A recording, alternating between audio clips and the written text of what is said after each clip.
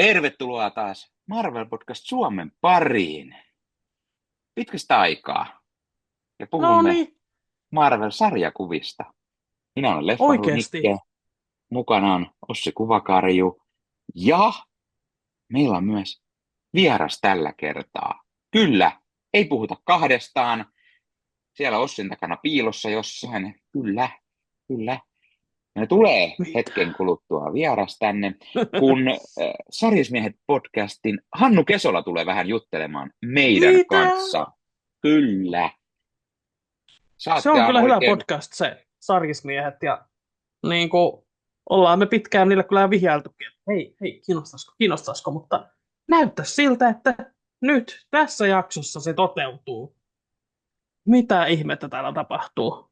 Kyllä Kyllä, se on kaikki ylöspäin. näin on. Ja saadaan vähän juttua itse sarjakuvan tekijän näkökulmastakin kenties, koska Hannuhan on tehnyt useamman vuoden jo sarjakuvia itsekin Mm. ja lukee sen lisäksi todella paljon sarjakuvia.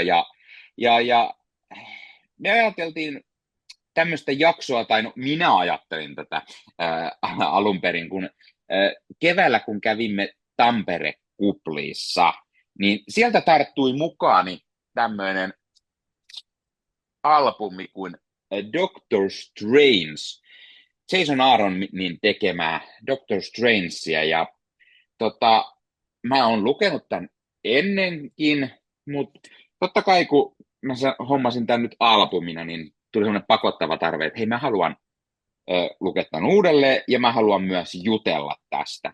Ja Mm. sitten kun mä vähän kyselin sarjismiesten Hannu Kesolaa mukaan, niin vähän pallotteli ideoita jotain, ja hän ei ollut ilmeisesti koskaan tätä lukenut, niin häntä kiinnosti lukasta tämä myös sitten, niin päästään sitten juttelemaan tässä jaksossa vähän Jason Aaronin Doctor Strangeista. Ja Kyllä vaan. Jason Aaronin Doctor Strangea tuli semmoinen 20 numeroa, ja se alkoi 2015, eli hyvä tovio sitten. Ja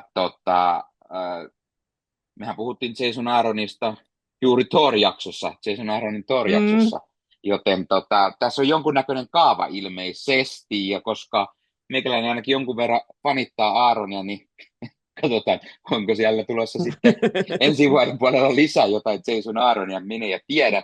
Meidän Mm. jakso ja jaksosuunnitelmia on enemmän kuin meillä on aikaa näitä nauhoitella ja lukeakin, mutta puhutaan tosiaan Jason Aaronin Doctor Strangeissa tässä jaksossa. Ja ennen kuin Hannu tulee mukaan juttelemaan, niin otetaan tietysti tuttuun tapaan Marvel-maailman uutiset, huhut, luettuna, pelattuna, katsottuna, mitä ikinä ostettuna, mitä näitä nyt ikinä onkaan, Mm. niin päästään oikein kunnolla juttelemaan nämä jutut, ja sitten otetaan Hannu mukaan juttelemaan vähän tuosta Aaronin Doctor Strangeista. Olikohan meillä siinä alkuhöpötykset, ja hypätäänkö me sitten sieltä suorilta käsin sitten uutisten huhujen maailmaan, jota on yllättävän paljon tapahtunut viime kerran jälkeen, vaikka ei se nauhoitukset nyt Mm. hirveän pitkää ole vierähtänyt. Mutta No eipä siinä, Marvel-maailmassa mutta huhutaan ja uutisoidaan yhtä sun toista vähän väliä, joten saadaan aina vähän jotain höpötystä tähän. jep, anna tulla vaan. Ja Mitä siellä on tällä kertaa ensimmäisenä tulee ihan, väitettä? ensimmäisenä tulee ihan juttua Kevin Feigelta, joka antoi pikkusen Mm. tietoja, kun Brasiliassa järjestettiin D23 Brasil-tapahtuma, ja Feige oli siinä sitten vähän kertonut asioita, ja hän muun muassa oli kertonut Blade-elokuvan kohtalosta, ja hän oli kertonut, että he ovat edelleen tekemässä Bladea. He rakastaa hahmoa, ja he rakastavat Mahershala Alin versiota hänestä, ja kertoo, että tosiaan he yrittää selvittää sen, miten tämä Blade sopii heidän aikatauluunsa, ja sitten kun he on saanut sen toimimaan ja kässärin kunnolla, niin sitten hän kertoo tarkemmin, että koska on tulossa, mutta sanoo, että kyllä se on sieltä tulossa, että ei huolita, että ei ole tosiaan sitten täysin kuopattu. Mm. Tämän lisäksi Feige kertoi myös, kun häneltä kysyttiin Scarlet Witchin kohtaloa muun muassa, niin hän kertoi, että Wanda-fanit on kovasti kysellyt, varsinkin juuri kun Agatha Aula Longton Disney Plussaan tuli, ja hän tosiaan kertoi, että he on tosi innoissaan selvittämässä, että koska ja miten Scarlet Witch voi tulla takaisin. Eli asiaa mietitään ilmeisesti.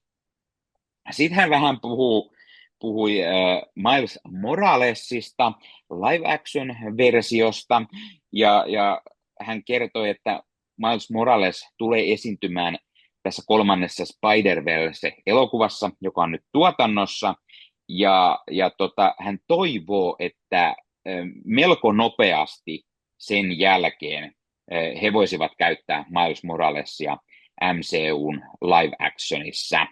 Eli toisin sanottuna tarkoittaa juuri sitä, mistä aiemmin puhuttiin, eli Sonyn elokuva, jossa joku tietty hahmo pitää olla tullut sitten digitaalisesti katsottavaksi, ja sitten Niinhän siitä se oli. joku kuukauden tai parin päästä Marvel Studios sitten voi näitä käyttää vähän vapaammin ilmeisesti, mutta sitten taas luultavasti Miles kuitenkin tulee se Spider-Man-elokuvaa, niin eikö se aika vahvasti Sonyn kanssa kuitenkin tehdä yhteistyössä, ainakin näin voisi kuvitella. Ja sitten hän vielä kertoi vähän X-Menistä, koska X-Menestä aina häneltä kysytään, ja hän kertoi, että X-Menit on tulossa, mutta menee sitten sinne Secret Warsin jälkimeininkeihin todennäköisesti, mutta siellä täällä saattaa jotakin X-Men-hahmoa vielä ennen hyppiä ruudulle. Tämmöistä pientä Feigelta. Mitäs? Joo.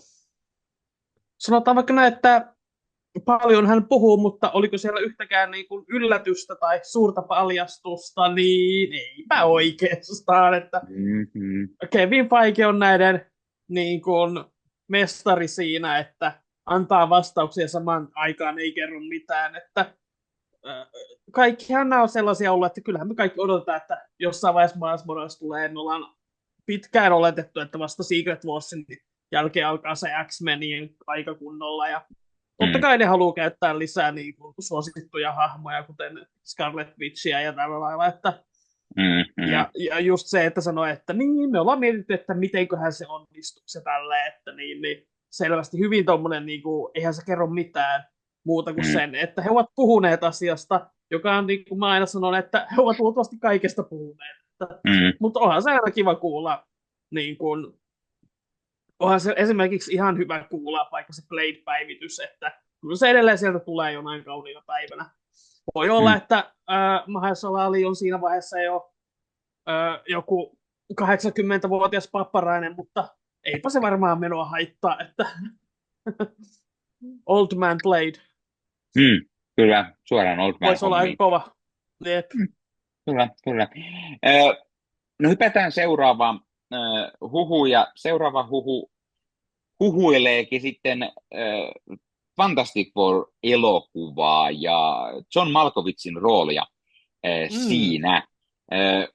Näitkö tämän huhun, ja osaatko sanoa, ketä hän mahdollisesti sitten esittäisi?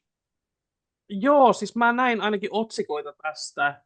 Eikö se ollut oliko se nimi Red Ghost? Se on se apinamies kuitenkin, jolla niitä apinoita. Ja kyllä. Niin, jos katsotte kuvaa siitä, ja sitten katsotte kuvaa John Malkovichista, niin Se on kyllä helppo nähdä Ja se. ihan Ja, kyllä.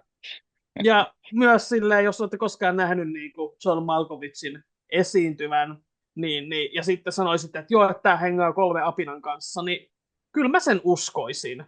Että Mm, siinä on jotain sellaista niin kuin särmää hänessä näyttelijänä, ja sitten niin kuin Red Ghost on kuitenkin niin omituinen siis.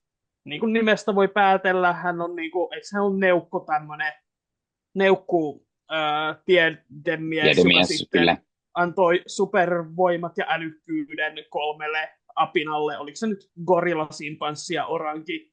Vai, no Mm, on vissiin välillä vaihellutkin, mutta niin kuin erittäin, erittäin hupaisa idea. mm. Ja Malkovich sopii kuin nyrkki silmään kyllä siihen rooliin, että jää niin olla odottamaan, että millainen rooli hänellä sitten on siinä elokuvassa. Ja nähdäänkö ne apinat myös sitten. Mm. Ei voi Ja, olla ja huono, jos on apinoita leffassa. voisiko niitä olla jopa planeetallinen? Dun, dun, dun. Disney multiverse. Crossover. Aha, Mm, Disney hoitaa homma. sepä Mutta se. tosiaan Red Coast, joka on Fantastic Fourin yksi vanhimpia vastustajia, niin häntä tosiaan sitten huhutaan mukaan tähän elokuvaan. Ja siinä on se ihan mielenkiintoinen, koska tämä alun perin tämä hahmo Ivan Dragov, tämä venäläinen tiedemies, yritti sitten saada vähän samanlaisia voimia kuin Fantastic Fourilla oli, ja Mm, sen takia hän lähetti nämä kolme apina-eläintä sitten tämmöiselle avaruusmatkalle, jotta hän sitten saisi kosmisten säteiden ansiosta näitä samoja voimia, ja mm, no, ne sai apinat ja hän sai voimia, mutta ei tietenkään ihan samanlaisia, mitä Fantastic Four, koska eihän ne säteet sillä tavalla toimineet, mutta sitten tästä Ivanista tuli Fantastic Fourin vastustaja Red Coast, ja kuten Ossi sanoi, niin kyllähän se näin on, että Malkovich on hyvin näköinen, mitä sarjakuvissa Red Coastia on nähty, joten meikäläinen ainakin uskoo sitten, että tämä voisi olla hyvin mahdollista, mutta Marvelin tuntien niin voihan sellainen jotain pientä vistiä olla, mutta jäädään odottelemaan, onko Malkovich tällaisessa roolissa, mutta pääasia, että mm, nähdään, että se on Malkovichia, koska Malkovich on aina kova. jep. No miten sitten, lähdetäänkö me taas vähän juttelemaan tällaista pikkusen, mitä projektia me annettaisiin kenellekin, kun meillä on tällä Okei. kertaa huhutaan ohjaajasta Marvel Mm-hmm. Studiolle, sillä tällainen elokuvaohjaaja kuin Takashi Yamasaki on jutellut Marvel Studion pomon Kevin Feigen kanssa, ja Takashi Yamasaki on ohjannut tunnetusti elokuvan Godzilla Minus One, ja nyt hän kertoi ihan itse, että hän on käynyt juttelemassa Kevin Feigen kanssa. Mitään sen enempää ei tietenkään kerrota, että millaisia jutteluita on ollut, mutta tosiaan ilmeisesti hän oli käynyt juttelemassa Feigelle jotain, koska olivat jossain yhdessä moikkailleet. Ja tästä on hyvä jälleen kysyä Ossilta sitä, että millaisen Mm. projektin sinä antaisit Godzilla Minus One ohjaaja Takashi Yamasakille? No niin, hyvä kysymys siis. Tietenkin pitää sanoa, että ainut hänen leffansa, jonka olen nähnyt, on Godzilla Minus One, mutta se onkin Mä en ole sitten sitäkään. aivan... No, se on varmaan Netflixissä edelleen kannattaa. Se on Mm. aivan huikea elokuva, siis malliesimerkki tuollaisesta ison luokan blockbusterissa, jossa on kuitenkin myös tosi paljon sydäntä, mitä tulee hahmoihin. Joten niin kuin siis melkein eka reaktio on just silleen, no antakaa se mikä ikinä se haluaa, että kyllä se varmaan jotain hienoa saa aikaan. Että, ää, tuli hupaisesti mieleen tämmöinen, että Marvelillahan oli tämmöinen sarjakuva ja lyhyt eventti nimeltä Monsters Unleashed, jossa nähtiin tällaisia isoja kaijuja, ja sitten siinä oli se Kid Kaiju se hahmo siinä, joka esittää tämmöinen pikkupoika, joka pystyy käskemään näitä, niin se ei ollut kovin hyvä eventti, mutta, mutta eihän se lähtökohtaisesti huono idea ole, että niin kun Marvelin hirviöitä käytettäisiin joskus. Mutta silleen, niin, paha sanoa, koska se miettii just silleen niin kuin Godzillan perusteella, että jotain niin kuin tämmöistä isoa, mutta sitten siinä on myös niin hyvä se ihmisdraama siinä pohjalla, että vaikea kyllä sanoa, koska siis kyllähän se voisi niinku toimia vaikea missä, että niin, Mm-hmm. joku ei ole ihan varma, että mitä kaikkea on tekeillä, mutta kyllä se varmasti voisi esimerkiksi niinku Young Avengers ehkä, en tiedä, vähän silleen, että miten sitten noin niinku teini-draama sujuu siltä. Mm-hmm. No Fantastic Four on nyt jo tekeillä, joten se on vaikea, ja Russot tekee Avengersit, Mm-hmm. mutta sitten niin kuin esim. Uusi Doctor Strange, miksi ei, tai uusi Thor, mikä jottei, Shang-Chi 2, mikä jottei, siis melkein mikä tahansa kyllä niin kuin voisin nähdä tämän tapahtuvan, että vaikea sanoa silleen, kun on niin paljon tavallaan, mistä ei tiedä, että mitä on tekeillä edes. Mm-hmm. Voisi vaikka niitä X-Meneekin tehdä. Tai Mulla tuli... sitten jos niinku Marvel vetääkin hyvin omaperäisen vedon ja päättää tehdä live action Big Hero 6, niin mikä siinä sitten? Mm-hmm. Mulla tulee jotenkin mieleen, että koska Godzilla hän on ohjannut, niin mitä jos Marvel tehtäisi jonkunlainen Kazar ja Savage-Land-tarina? Siellä päästäisiin tähän outoon maailmaan ja sieltäkin löytyy kaiken näköistä hirviötä. Otetaan vaikka Sauron, tämä mielenkiintoinen lentolisko, joka hallitsee jonkunlaista telepatiaa ja mitä siinä on, niin saataisiin siinä sitten vähän erilaista hirviömäyhää, koska asia, mitä ei olla millään tavalla vielä Marvel elokuva- tai sarjarintamalla nähty, niin päästäisiin ehkä näkemään Savage Landia. En tiedä, olisiko ideana sitten ihan oma niin sanotusti Kasar Savage Land-elokuva. Se olisi vähän niin kuin... Kasar ei... Niin. Se olisi vähän erilaista. Niin. Kasar ei mua lähtökohtaisesti kiinnosta, mutta kun sanot Savage, niin sitten kyllä, ja mietin, että no toi X-Menien konehan laskeutuu sinne jatkuvasti, ja jos muistelee Bendiksen New Avengersia, niin mitäs New Avengersit löyskään Savage Landilta? No tietenkin Wolverinen, mikä voisi olla aika niin kuin villiä Savage Wolverine-elokuva, jossa oltaisiin Savage Landilla. Se voisi olla aika räheä. Kuinka monta kertaa voi sanoa sanan Savage? 3. Okei.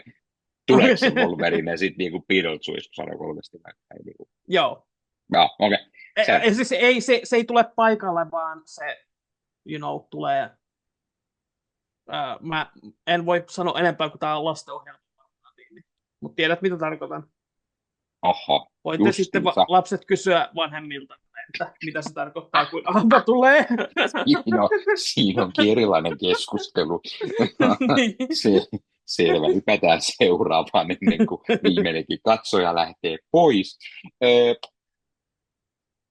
Juuri hetki sitten me puhuttiin tällaista elokuvasta kuin Venom The Last Dance, joka todennäköisesti oli The Last Dance Venomin kanssa, mutta nyt alettiin heti puhumaan, että Sony Pictures suunnittelee jonkunlaista Agent Venom-elokuvaa.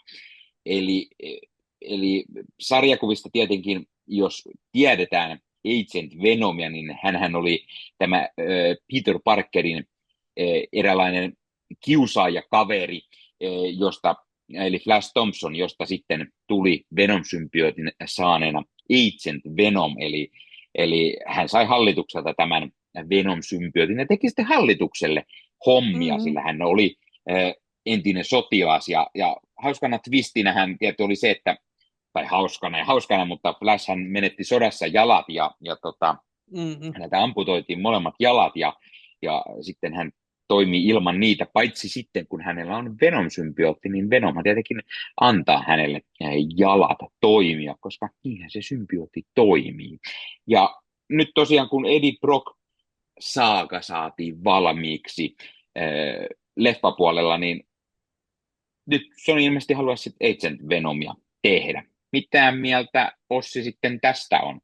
Kuinka paljon kiinnostaa Sonyn Agent Venom-leffa? Niin. Niin. No, tässä siis mullahan löytyy niitä Venom-lehtiä, tai siis niin kirjoja tosi paljon. Taitaa olla aika lailla kokonaan se alkuperäinen Venom, jossa Flash Thompson oli, ja ne oli kyllä tosi hyviä mun mielestä.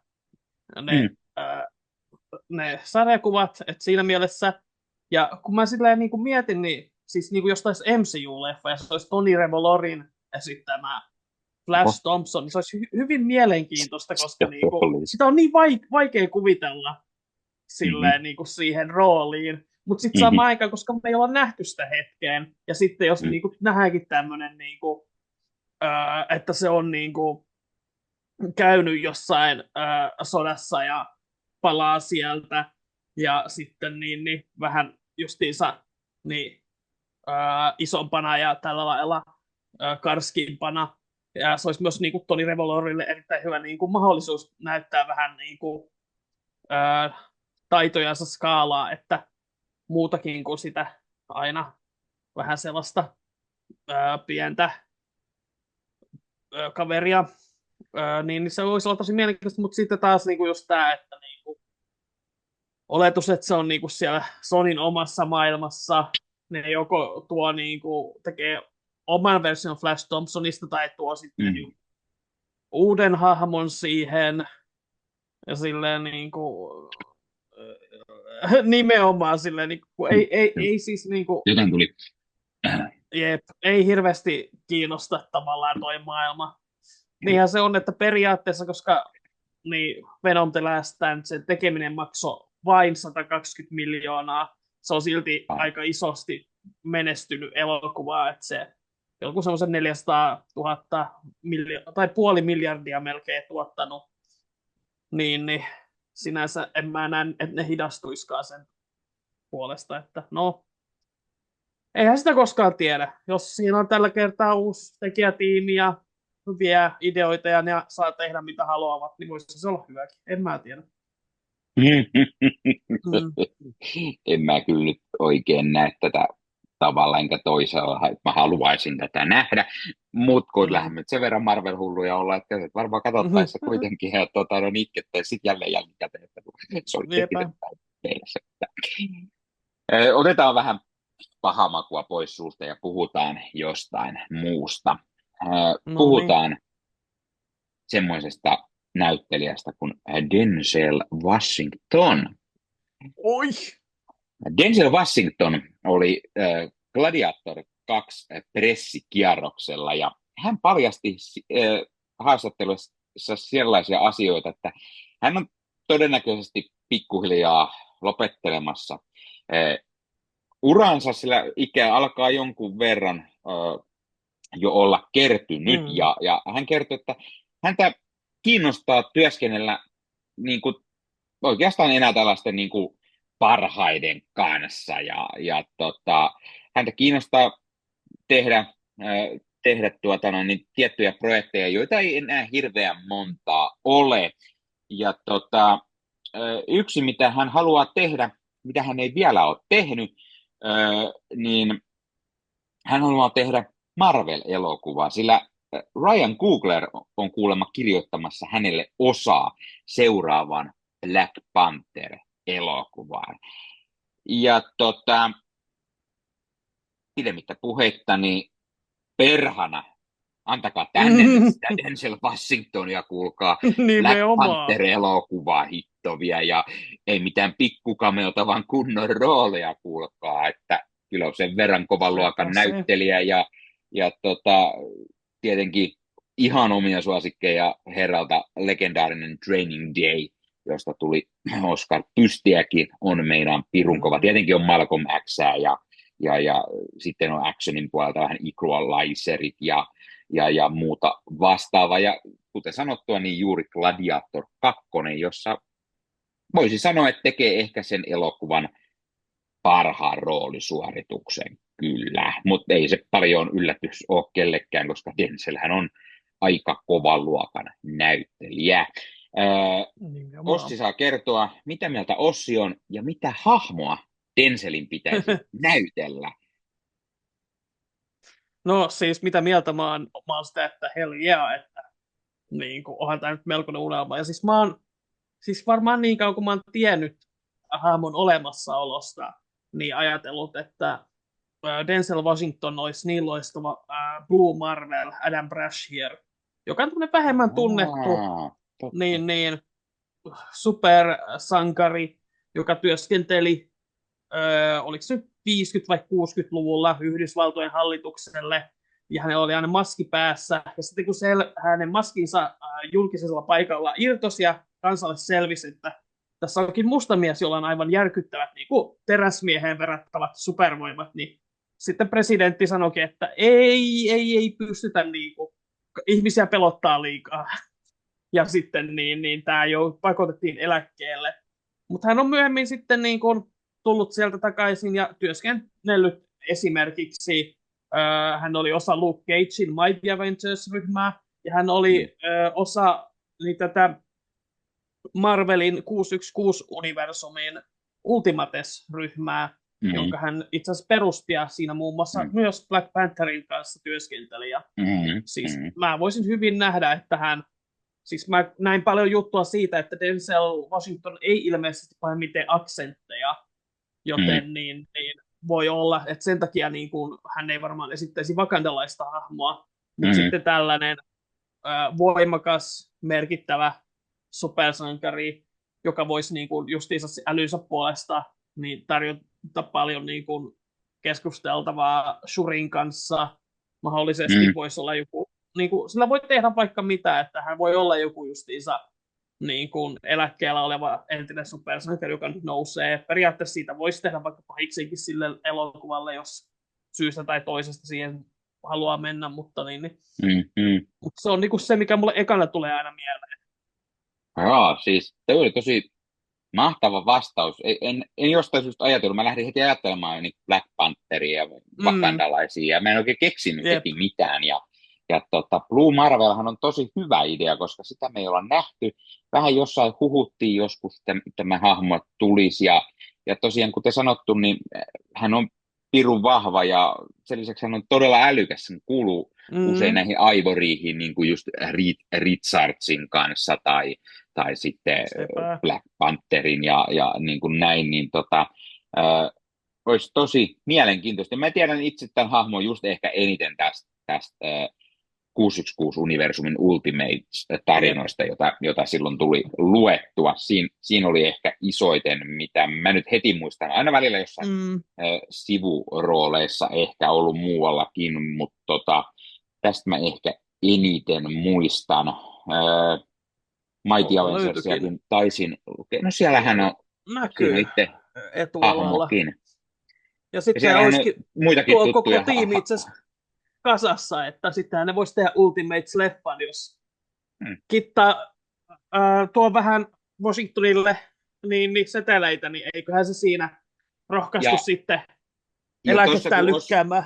Tuossa kun Ossi näyttää tätä kantta, ja siinähän on Galactuskin, niin eikös tässä tehty Galactukselle tämä iso muodonmuutos näissä tarinoissa se oli juuri? just tämä näin. Katsotaan, löytänkö mä kuvan siitä. No tossa on tuommoinen varianttikanssi, jossa näkyy vähän tätä näin, eli siinä niin näkyy tämä, että maailmojen syöjästä tämmöiseksi, oliko se nyt maailmojen luoja vai mikä siitä tulikaan, mutta käytännössä käännettiin Galactus ikään kuin ylös. Siellä se onkin elämäntuoja Galactus. Ja tämä oli muutenkin tämmöinen superkosminen kirja, että täällä muun muassa, olisiko täällä ollut, näinkö mä oikein, kyllä, ikuisuuskin oli siellä mukana. Ja itse asiassa tuolla oli toi Blue Marvelin, niin arkkivihollinen taisi myös esiintyä tässä jonkinlaisessa roolissa. Antiman siellä se, joo, näkyy olevan. Mutta joo, tuossa näkyy tommonen liekkinaama vähän niinku. Mm. Mutta joo, siinä olisi kyllä paljon niinku potentiaalia hyväksi hahmoksi, että vaikea keksiä mitään ainakaan itse mitään parempaa. Joo, ja koska niin kuin mä sanoin, niin Black Panther 3 leffa jos olisi, Mm, ei mulla tule yhtään niin sellaista wakandalaista hahmoa mieleen, jota meillä ei niin kuin olisi ollut jo, joka olisi niin kuin isossa roolissa, ja Denzel mm, siihen sitten hyppäisi. Mutta täällä voitaisiin olla vähän just, jos tulisi niin kuin Blue Marvel, niin se voisi olla vähän niin kuin Namor tuossa kakkososassa, ja tuotaisiin sitten Blue Marvel niin kuin MCUn puolelle, ja saataisiin sitten ehkä enemmän. Tai niin kuin Riri Williams oli kakkosessa, eli niinpä. esitellään niin MCUhun ja sitten mahdollisesti muuallakin, mutta ihan sama mikä se rooli on, niin antakaa nyt perhana vielä joku iso rooli Denzelille, ei mitään ihan niin pikku roolia hänelle. Nimenomaan. Hypätään seuraavaan. Seuraava huhu liittyy Avengers Doomsdayhin ja sen casting-huhuun. Ja casting-huhu kertoo, että Marvel Studios etsii noin 10-13-vuotiaasta näyttelijää näyttelemään Franklin Richardsia, jolla olisi iso rooli tässä kyseisessä Mm, elokuvassa. Ja mielenkiintoista tässä tietenkin on se, että hahmon kerrotaan esiintyvän myös tässä Fantastic Four-elokuvassa, jossa hän olisi tuommoinen palttiaralla 3-4-vuotias taaperoikäinen. aivan. Eli hieman vanhempana ehkä sitten olisi tässä Doomsday-leffassa. Ja Franklin Richardson on todella mielenkiintoinen hahmo ja hänen voimansa on todella mielenkiintoiset, joten Mm, ja niin kuin oikein kiinnostavaa, että millä tavalla tämä liittyy tähän Avengers Doomsdayhin. Liittyy tämä jollain tavalla esimerkiksi siihen, mitä Doom tekee ja sitten johtaa ehkä Secret Warsiin. joo, voisi hyvin olla. Mä en ole hirveästi Franklin Richards-tarinoita lukenut, mutta kyllä mä tiedän sen verran, että hän on tosiaan mutantti ja pystyy luomaan kokonaisia universumeja ja oli tavallaan niin kuin merkittävässä asemassa sen jälkeen, kun oli tämä Hickmanin Secret Wars ja sen jälkeen, kun Reed perheineen alkoi luomaan multiversumia uudestaan, niin Franklin totta kai oli siinä auttamassa sitten.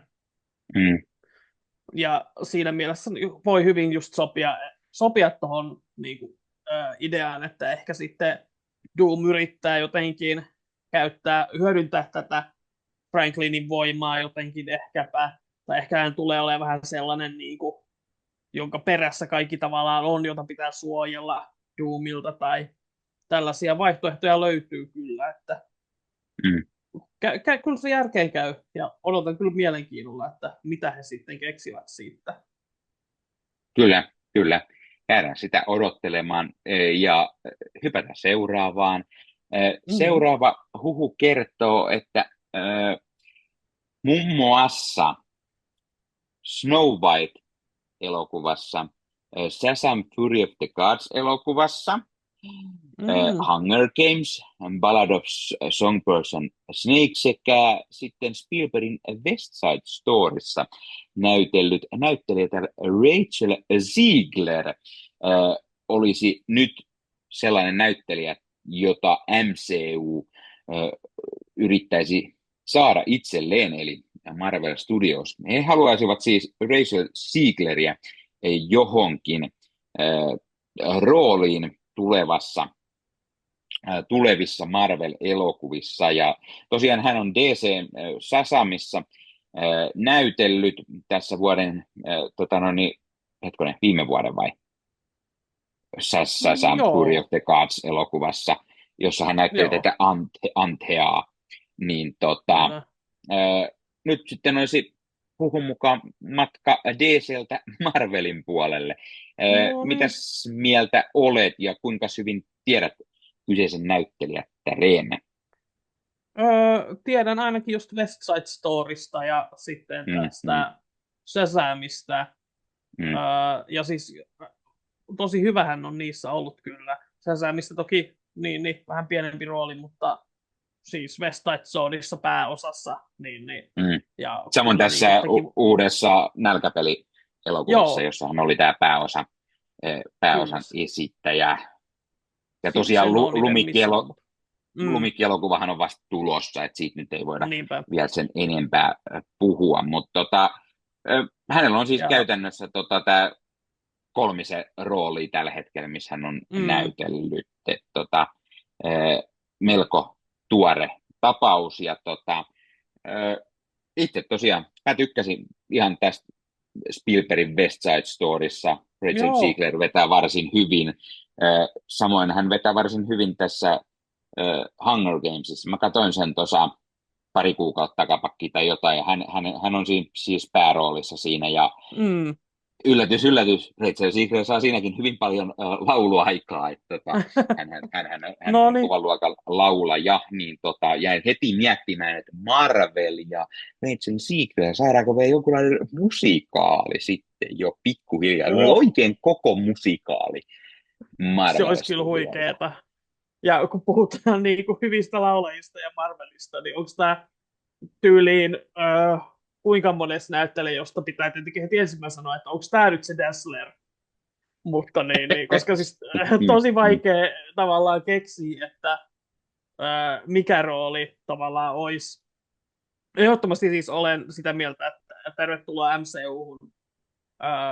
Niin kuin, kyllä on ruutukarismaa ja niin, Lumikista ei tosiaan vielä tiedä, että millainen siitä tulee. Jos siitä tulee sellainen, miltä se näyttää, niin ei se hänen syynsä ole.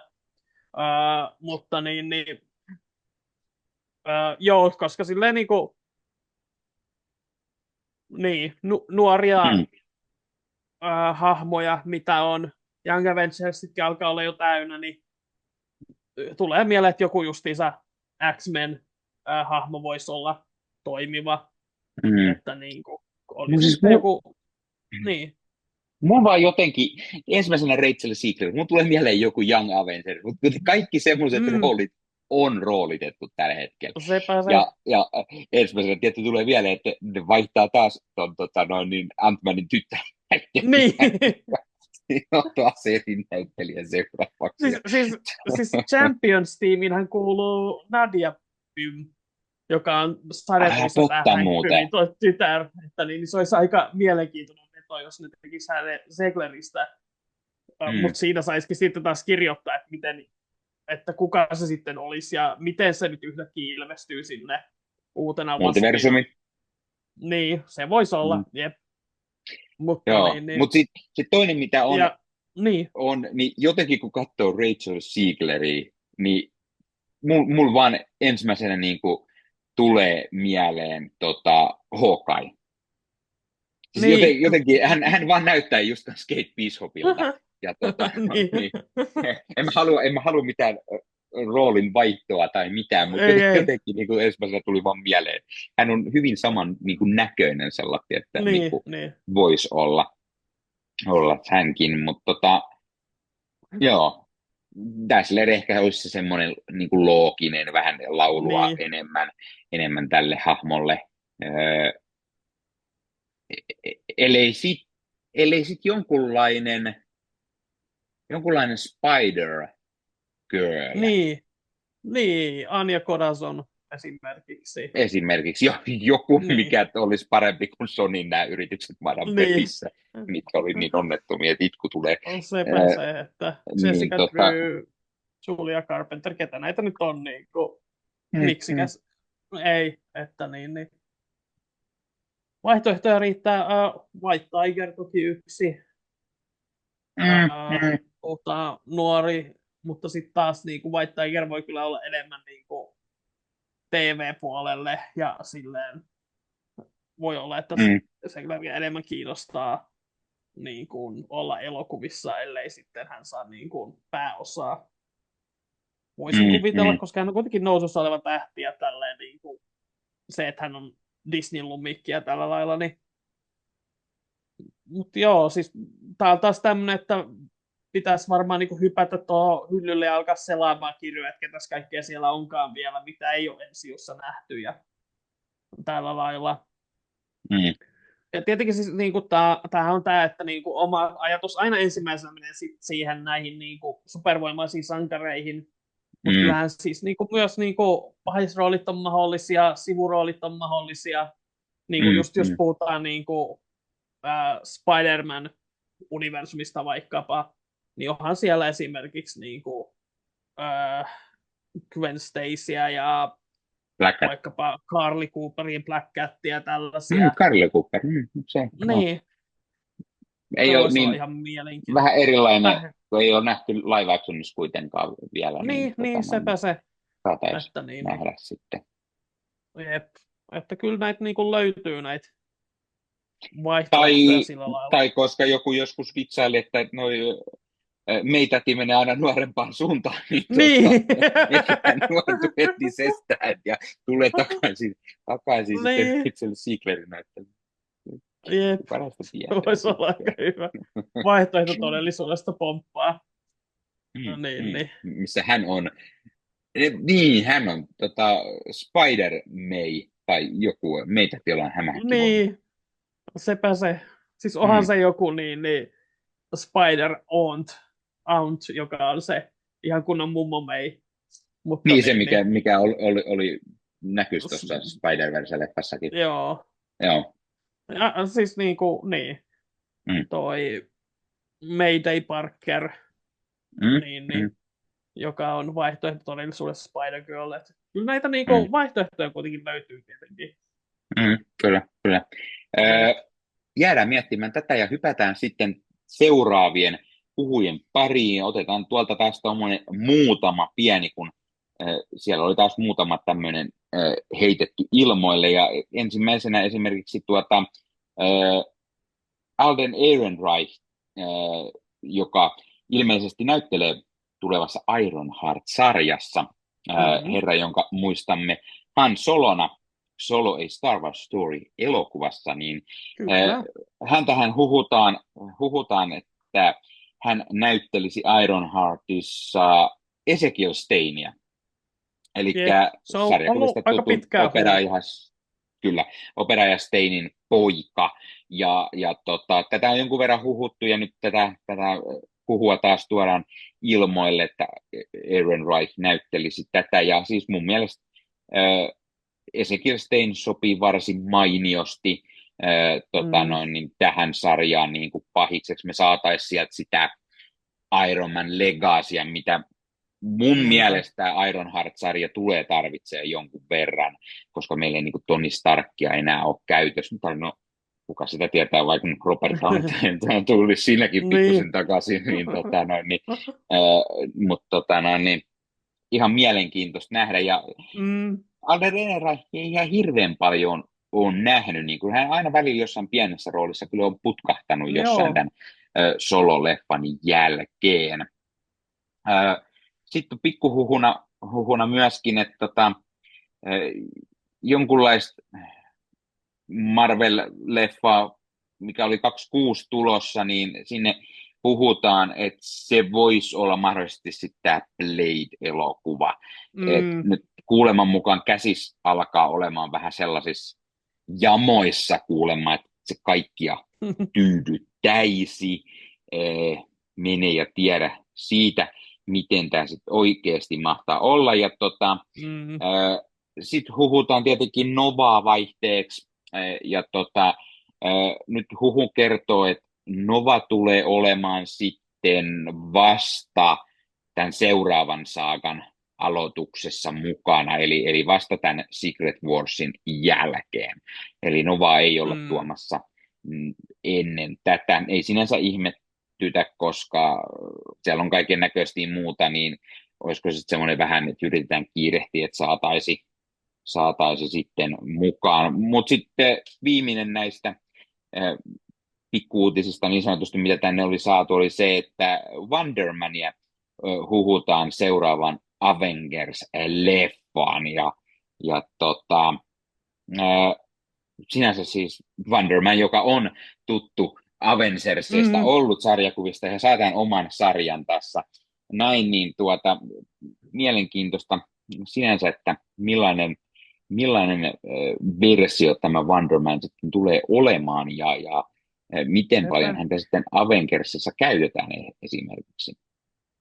Joo, se on tosi mielenkiintoista, koska tavallaan niin kuin, sarjakuvien puolelta se on jo selvä, että Wonder Man niin kuin sai alkunsa missä ja tällä lailla, ja on nimenomaan tunnetaan Avengers-hahmona.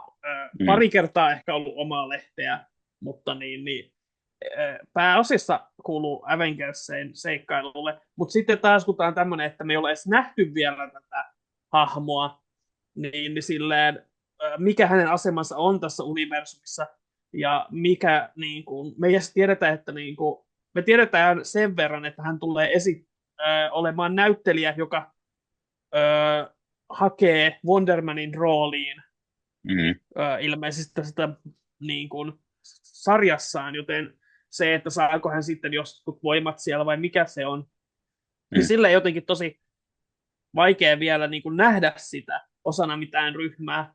Toki sitten, jos esimerkiksi niin kuin,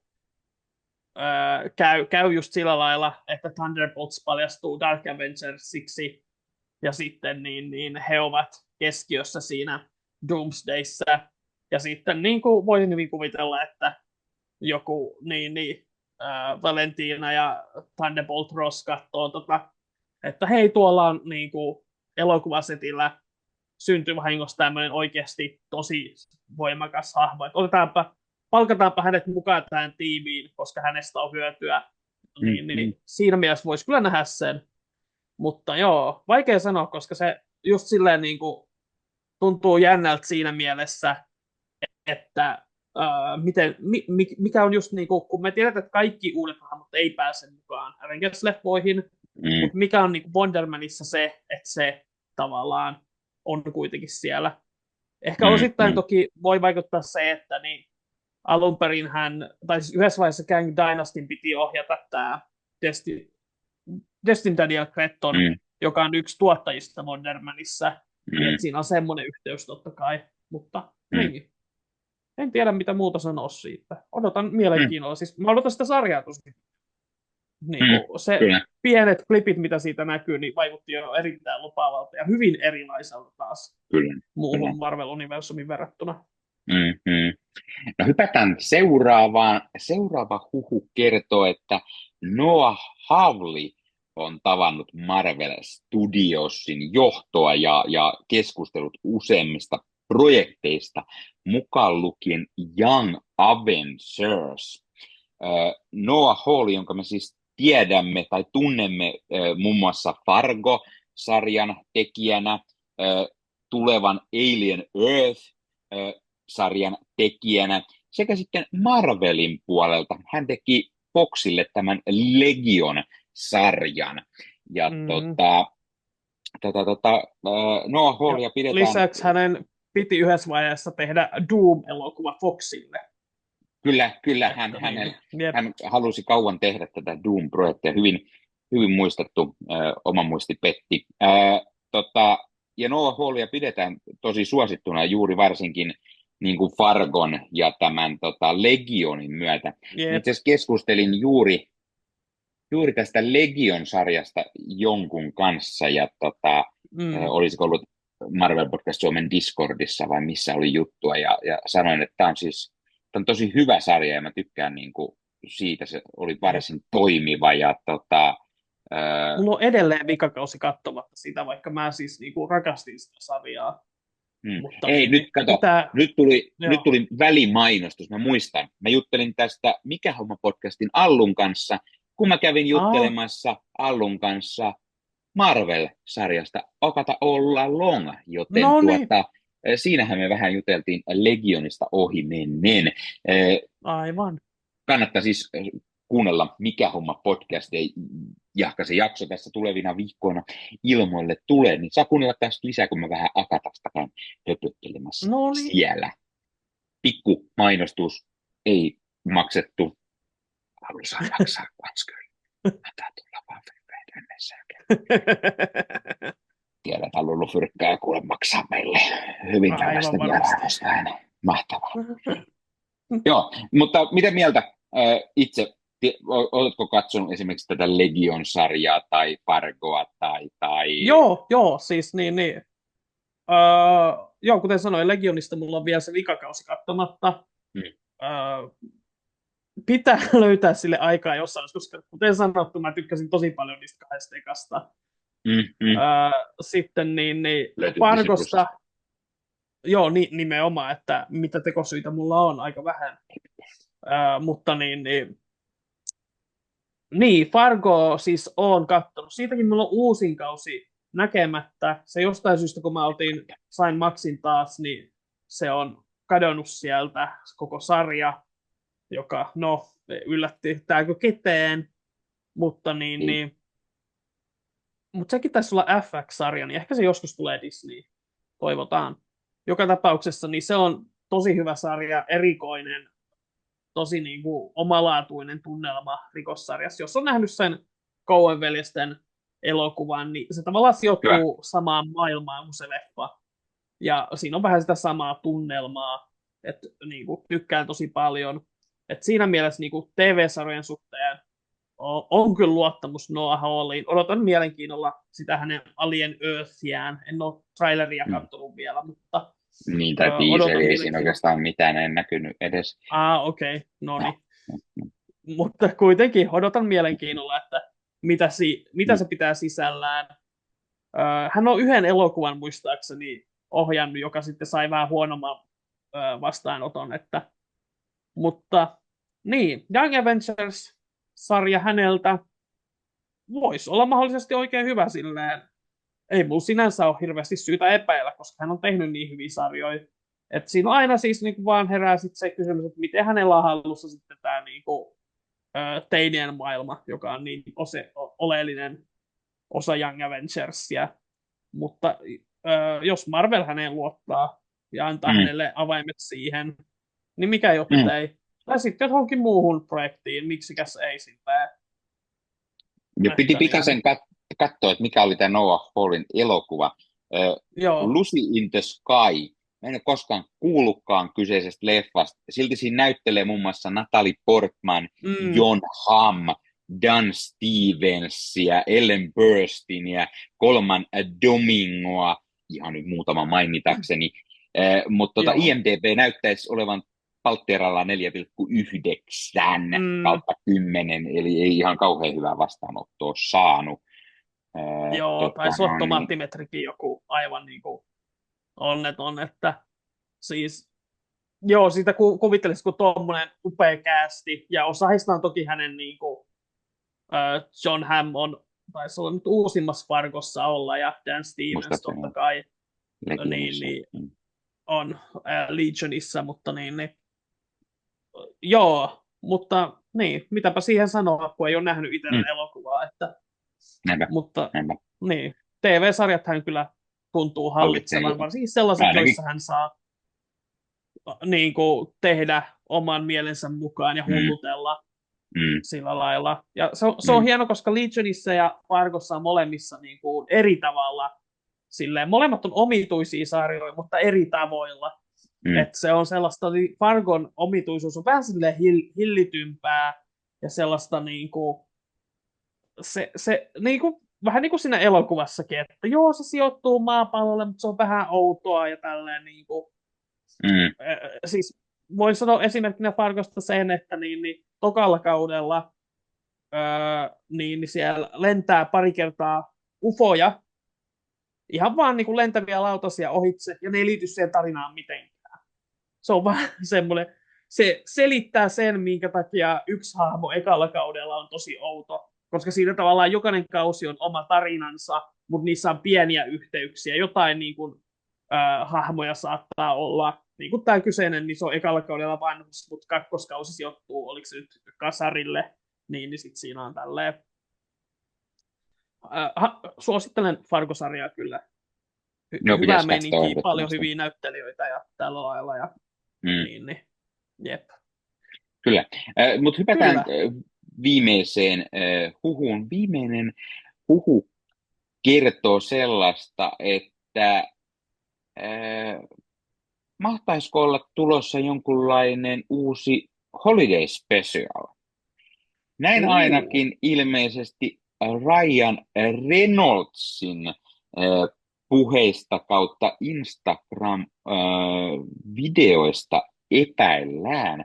Ryan Reynolds, joka on Instagramissa tehnyt jonkunlaisen videon, jossa hän Deadpool-puku päällä, siellä jonkunlaista teko lumihiutalle kimallusta menee ja takana jonkunnäköistä jouluun liittyvää juttua. Videolla ei ole minkäännäköistä ääntä mukana. Ei me tiedä, mitä hän siinä sanoo. Suu käy kyllä kovasti, kuten Reynoldsilla usein käy.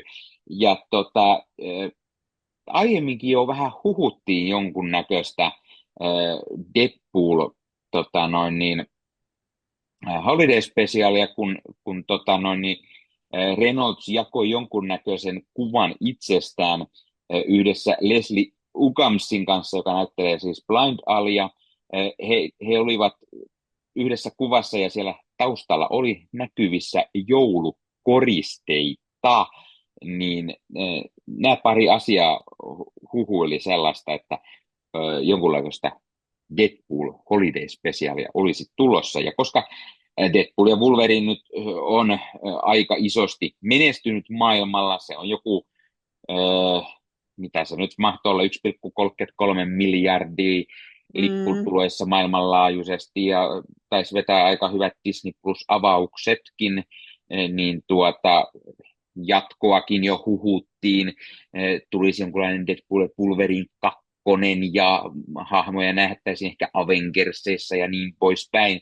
Mun nyt tämmöinen vähän erikoisempi Holiday Special ja Deadpoolilla.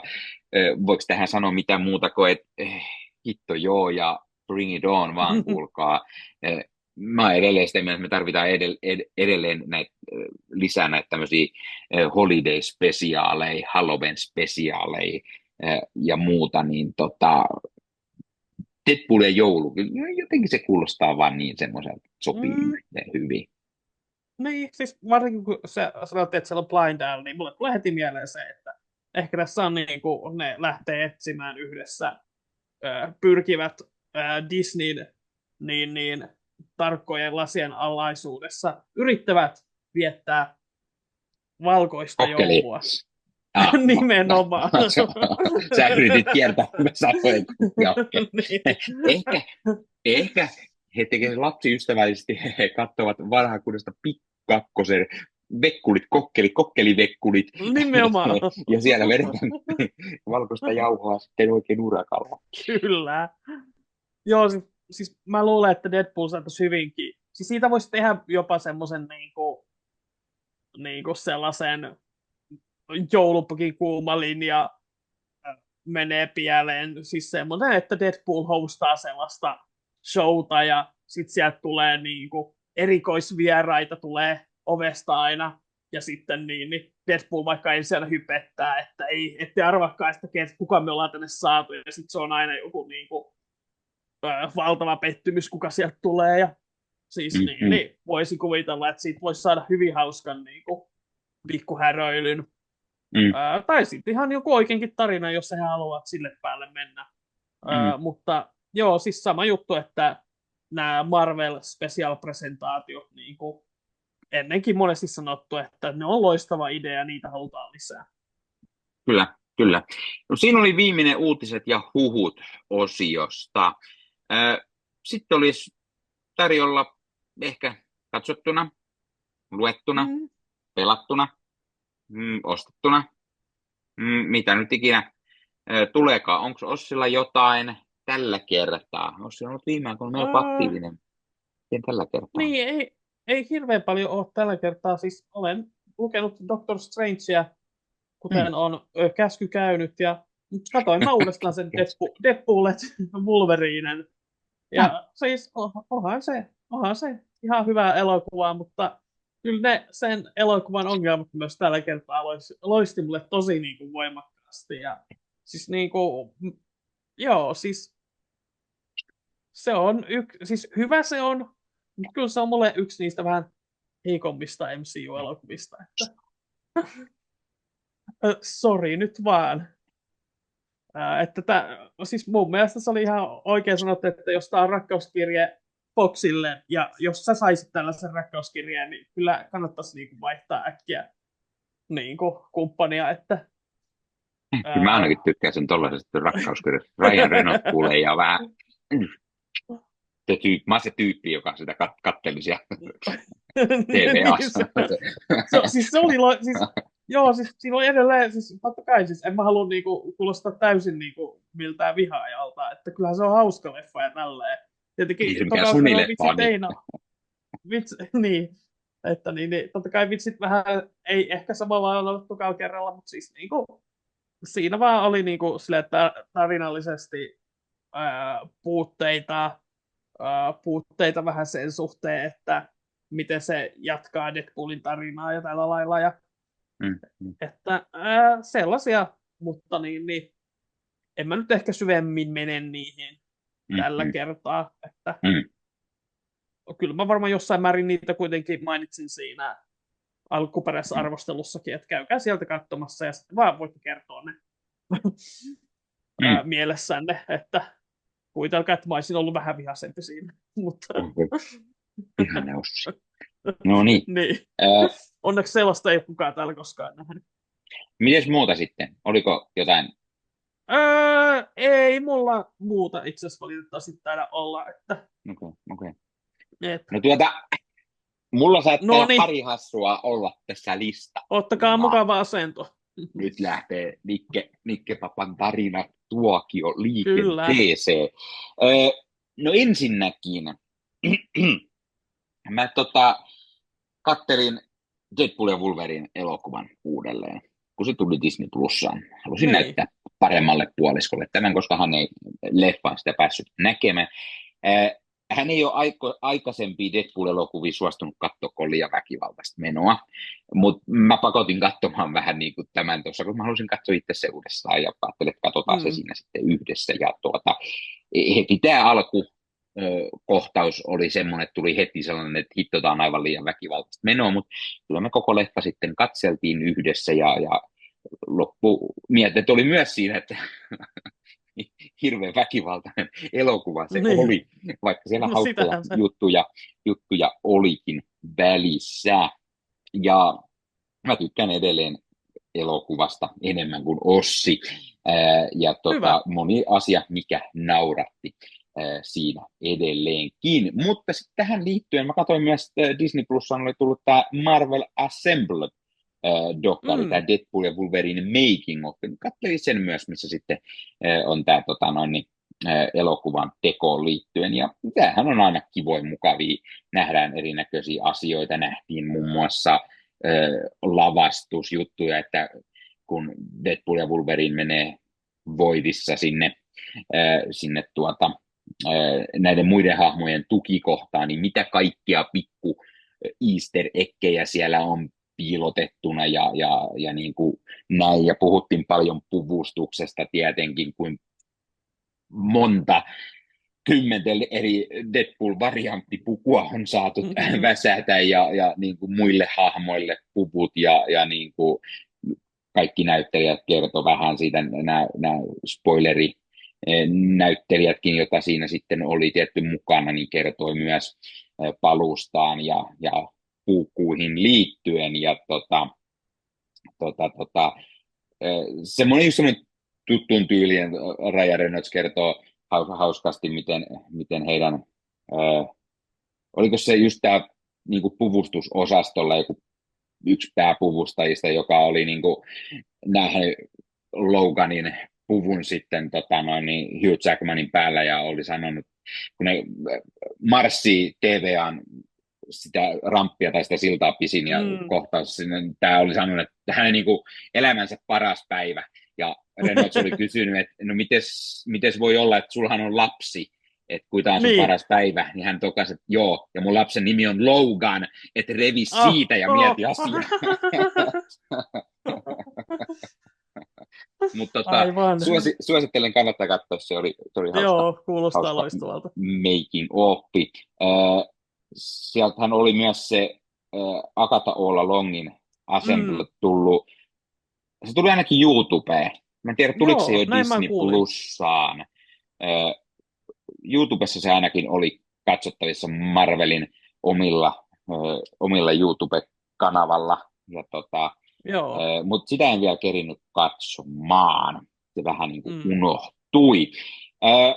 No sitten, mehän puhutaan tässä jaksossa vähän Doctor Strangeista, niin mä katsoin Doctor kyllä. Strange in the Multiverse of Madness-elokuvan jälleen Joo. kerran uudestaan, koska mä halusin nähdä A. Doctor Strangea ja B.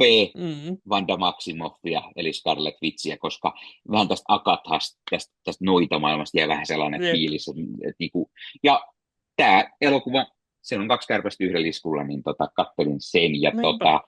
mä tykkään edelleen. Sam Raimi, se Mm, semmoinen kauhufiilis ja se semmoinen siis, raimityyli. Mä tykkään tosi paljon. Ja mm, siinä on tosi hienoja sellaisia visuaalisia kikkoja, mitä mennään. Ja vaikka se multiverse moni on haukkunut, niin kuin, että siinä ei kunnolla hyödynnetä, niin onhan siinä tosi mahtavasti kuitenkin sitäkin hyödynnetty. mm, Ja taas niin kuin, semmoinen asia, että mä niin kuin heti ajattelin, että joo, niin, tämä on Doctor Strange-leffa, tässä on Scarlet Witch ja näin, niin jotenkin mulla oli niin vähän niin kuin unohtunut, että niin, onhan siinä tämä America Chavez myös hyvin isossa niinpä. roolissa. Ja no niin, heti tuli semmoinen fiilis taas, että hei se Young Avengers, antakaa nyt perhana se pikkuhiljaa Mm, se projekti, että saataisiin. Tämä hahmoakin, ei me olla nähty lisää häntä kuitenkaan vielä missään, ei niin, olla vielä. Se niin on kyllä olisi ollut hauska ihan nähdä, että mukava. toi häntä esittävä George Gomez niin tosi ahkerasti osallistuu aina Marvel-sarjojen ja elokuvien ensi-iltoihin. Mm, Tai niihin punaisille matolle, että hän on tosi usein siellä, että selvästi innoissaan kuitenkin siitä mm, maailmasta ja tilaisuudesta, jonka on saanut. Tuohan taisi olla kyllä, yksi hänen niin kuin, ensimmäisiä rooleja. Ja joo. siis mulla on senkin elokuvan kanssa, kirjoituksen kanssa pieniä ongelmia, mutta niin kuin, siis Sam Raimi ohjaa niin kuin, sen niin täysillä ja niin kuin, siis, siis niin kuin, se tuntuu niin vahvasti hänen omalta leikkisältä tyyliltä. Kaikki ne niin kuin kameraliikkeet ja Mm. luovat leikkaukset ja tällaiset, niin kuin, se erottuu niin vahvasti ja soisin kyllä, että niin kuin tulevaisuudessa muutkin niin Marvel-ohjaajat saa enemmän just leikitellä tuolla lailla.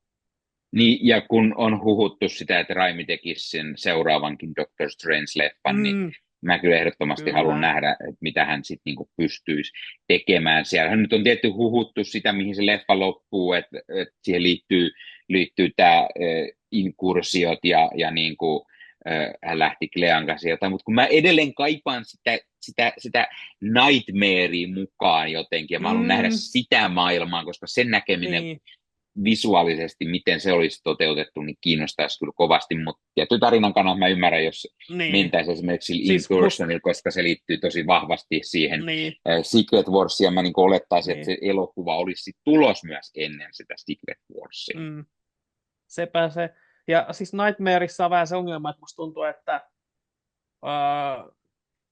yksi ongelma siinä, kun ne päätti siinä, että Multiverse Madnessissähän selviää tämä näin, että unet on vaan niin kuin ikkunoita toisiin ulottuvuuksiin, niin mikä Niin, sitten on tavallaan Nightmarein osa tällaisessa maailmassa, niin se vähän niin kuin rikkoo sen joo. maailman. Että siinä mielessä, vaikka se on ihan Ehkä hauska silläkin on. keksintö, niin voihan se sanoa, että joo, itse asiassa me oltiin väärässä sen asian suhteen, että sehän niin kuin voisi olla. Ja no, siis kun on lukenut tuossa Doctor Strangea, niin kyllä sitä väkisin miettii, että miten hienolta näyttäisi vaikkapa niin live actionissa Mr. Misery, vai oliko se vaan Misery, mutta kuitenkin, Mr. Misery taitaa olla, joo. joo, Joo. mutta siitä lisää vähän myöhemmin tässä Kyllä, kyllä. jaksossa, kun saadaan se ainakin tuolta nurkan takaa ulos. Niin, Otetaan sitten tämmöinen luettuna. Mikäläinen on Niin, lukenut ootko taas lukenut? ole yhtä sun toista No niin. muutakin kuin Jason Aaronin Doctor Strange, ja osittain siksi, että mä luin tämän jo hyvää aikaa sitten Doctor Strangein Aaronin, ja vaikka loppupuoliskonkin luin tässä hiljattain, kun Joo, mulla mä voin tosiaan, paljastaa tässä katsojille, että miten tämä yleensä menee. Nick ehdottaa mulle jakson ideaa. Sitten mä sanoin, että joo, kai me voitaisiin tehdä se. Sitten niin kuin 3 päivän päästä mä saan viestin, että okei, Doctor Strange on luettu.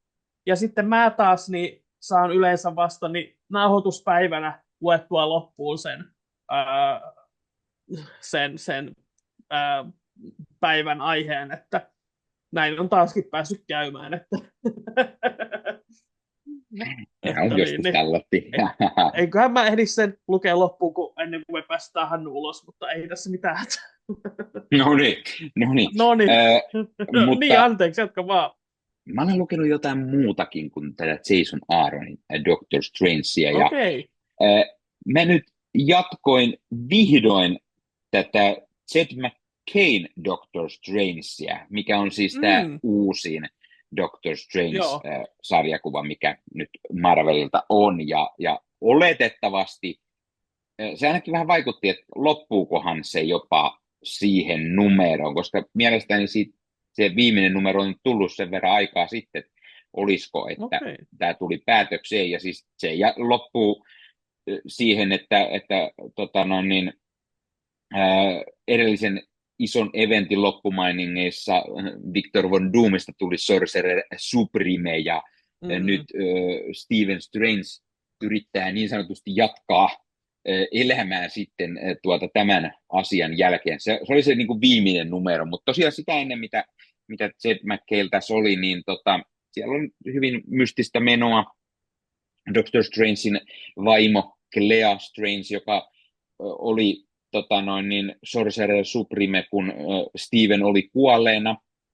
mm. Ja nyt he jatkaa yhdessä menoa, koska Cleahan on tämän Dark Dimensionin Sorcerer Supreme, ja joku taho murhaa eri maailmojen tämmöisiä vähän niin kuin Sorcerer Supremeja tai tämmöisiä isoja, vahvoja hahmoja, ja sitten on tämmöinen mysteeri, että mihin niitä nyt kuolee, ja Niin. Strange Joku olisi lukenut vastaavallaisen tarinan jossain muussakin Doctor Strangeissa. No joo, mutta Joo. Steven ja Clea sitten lähtee tätä tutkimaan, ja he tarvitsevat siihen sitten vähän apua myös Wongilta, jolla on tämmöinen oma No niin. järjestö nimeltä WAND, eli niin kuin sauva. Jep. Se on akronyymi yllättäen, koska Marvel-järjestöt aina on. Joo, mutta he tutkivat kaikennäköistä yliluonnollista, ja Wong palkkaa sinne tämmöisiä niin kuin, vähän niin kuin entisiä eräänäköisiä pahiksia, jotka niin kuin hakee jonkunlaista hyvitystä ja jolla on niin kuin kaikennäköistä okkultismitaustaa ja muuta, niin hän ottaa sinne sitten vähän tiiminsä mukaan. Ja hän on niin kuin, sattumalta he molemmat on tämän saman mysteerin jäljillä, ja yrittää sitten saada. Ja siellä on tämmöinen eräänlainen sotakenraali sitten, joka on pirun kova Jannu, ja hän on sitten käynyt sotaa joku 5 000 vuotta, ja nyt hän sitten tosiaan janoaa sitten vähän maapallon Sorcerer Supremelle jonkunnäköistä kostoa niin sanotusti, ja ainut on aina se, että Doctor Strange ei tiedä, että miksi hänelle janotaan kostoa, että ei hän nyt oikein tiedä, että ketä tämä Jannu edes on siellä sitten, mutta tämä on tämmöinen pieni mysteeri, mikä tässä on. Ja sitten tosiaan tuli näitä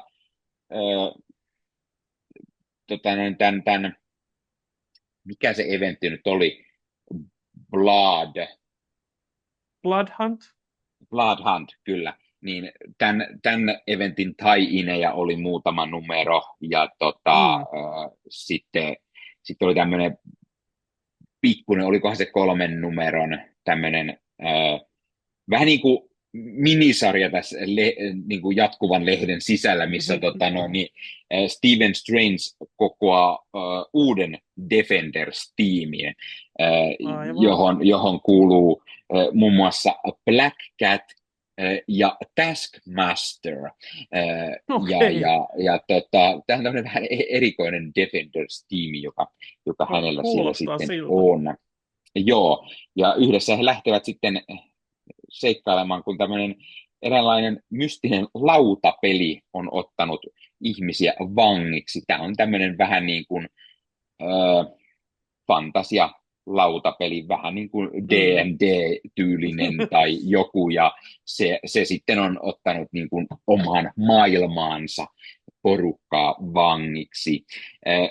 Mutta vähän semmoinen täytetyylinen, että se päätarina, mikä siinä on, se on niin kuin hyvää tarinaa, mutta sitten siinä tuli just tämmöisiä täytenumeroisia lopussa vähän ehkä turhan paljon, ja mua niin kuin taas Mm. alkoi se ärsyttämään, miten tulee semmoinen niin kuin täytteitä liikaa.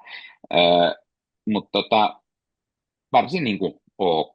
No sitten mä jatkoin myös jotain muuta, mikä mulla oli No niin. jonkun aikaa ollut kesken, ja se on tämä Ziglarin Miles Morales Spider-Mani runi, mikä on siis tämä uusin Miles Morales Spider-Man-lehti. Mä luin sieltä uusimmat, mitä niitä mahtoi olla, 4 numeroa, ja tämäkin liittyy vahvasti tähän Bloodhuntiin ja sen niin kuin jälkiseuraamuksiin, miten tiettyjä asioita, joita tässä Bloodhuntissa tapahtui, en nyt viitti spoilata, mutta miten ne vaikutti Miles Moralesiin elämään ja miten hän niin kuin, tarvitsee kaikennäköisiä apuja erinäköisiltä niin kuin tahoilta. Hän on vahvasti tässä niin kuin just semmoinen, kun hän on nuori sankari, niin hän tarvii paljon elämässään apuja muilta niin kuin sankareilta tai tällaisilta tahoilta, jotka häntä niin kuin sitten auttaa. Mm. Hän käy niin kuin periaatteessa vähän terapiaa, koska hänelle tuli tämmöinen paha ahdistus erään pahiksen kanssa taisteltuaan, ja hänen tämä hämähäkki vaisto alkoi reistailemaan, ja siihen ehdotettiin avuksi, että pitää niin kuin ruveta käymään terapiassa ja niin kuin näin, niin sitten hänellä oli sellaista taustaa, sitten hänellä on uutta tyttöystävää ja muita kaikkea. Mutta mä tykkään tosi paljon tässä Ziglarin Miles Moralesissa, että siellä on kaikennäköisiä niinku, tämmöisiä niinku Milesin parisuhdejuttuja ja sitten se, että hänellä on niinku ahdistus tullut, kun Spider vaistoi sen jälkeen kunnolla toimia ja muutamia muita muutoksia, mitä siinä runin aikaan tulee. Ja sitten mä tykkään tosi paljon siitä, että siinä tuodaan näitä vanhoi kunnon Spider-Man pahiksi mukaan. Et Mm. siinä oli tosi isosti Hobgoblin oli menossa mukana niin kuin alkupuoliskolla, ja nyt taas ihan näissä uusimmissa tuli Vulture mukaan.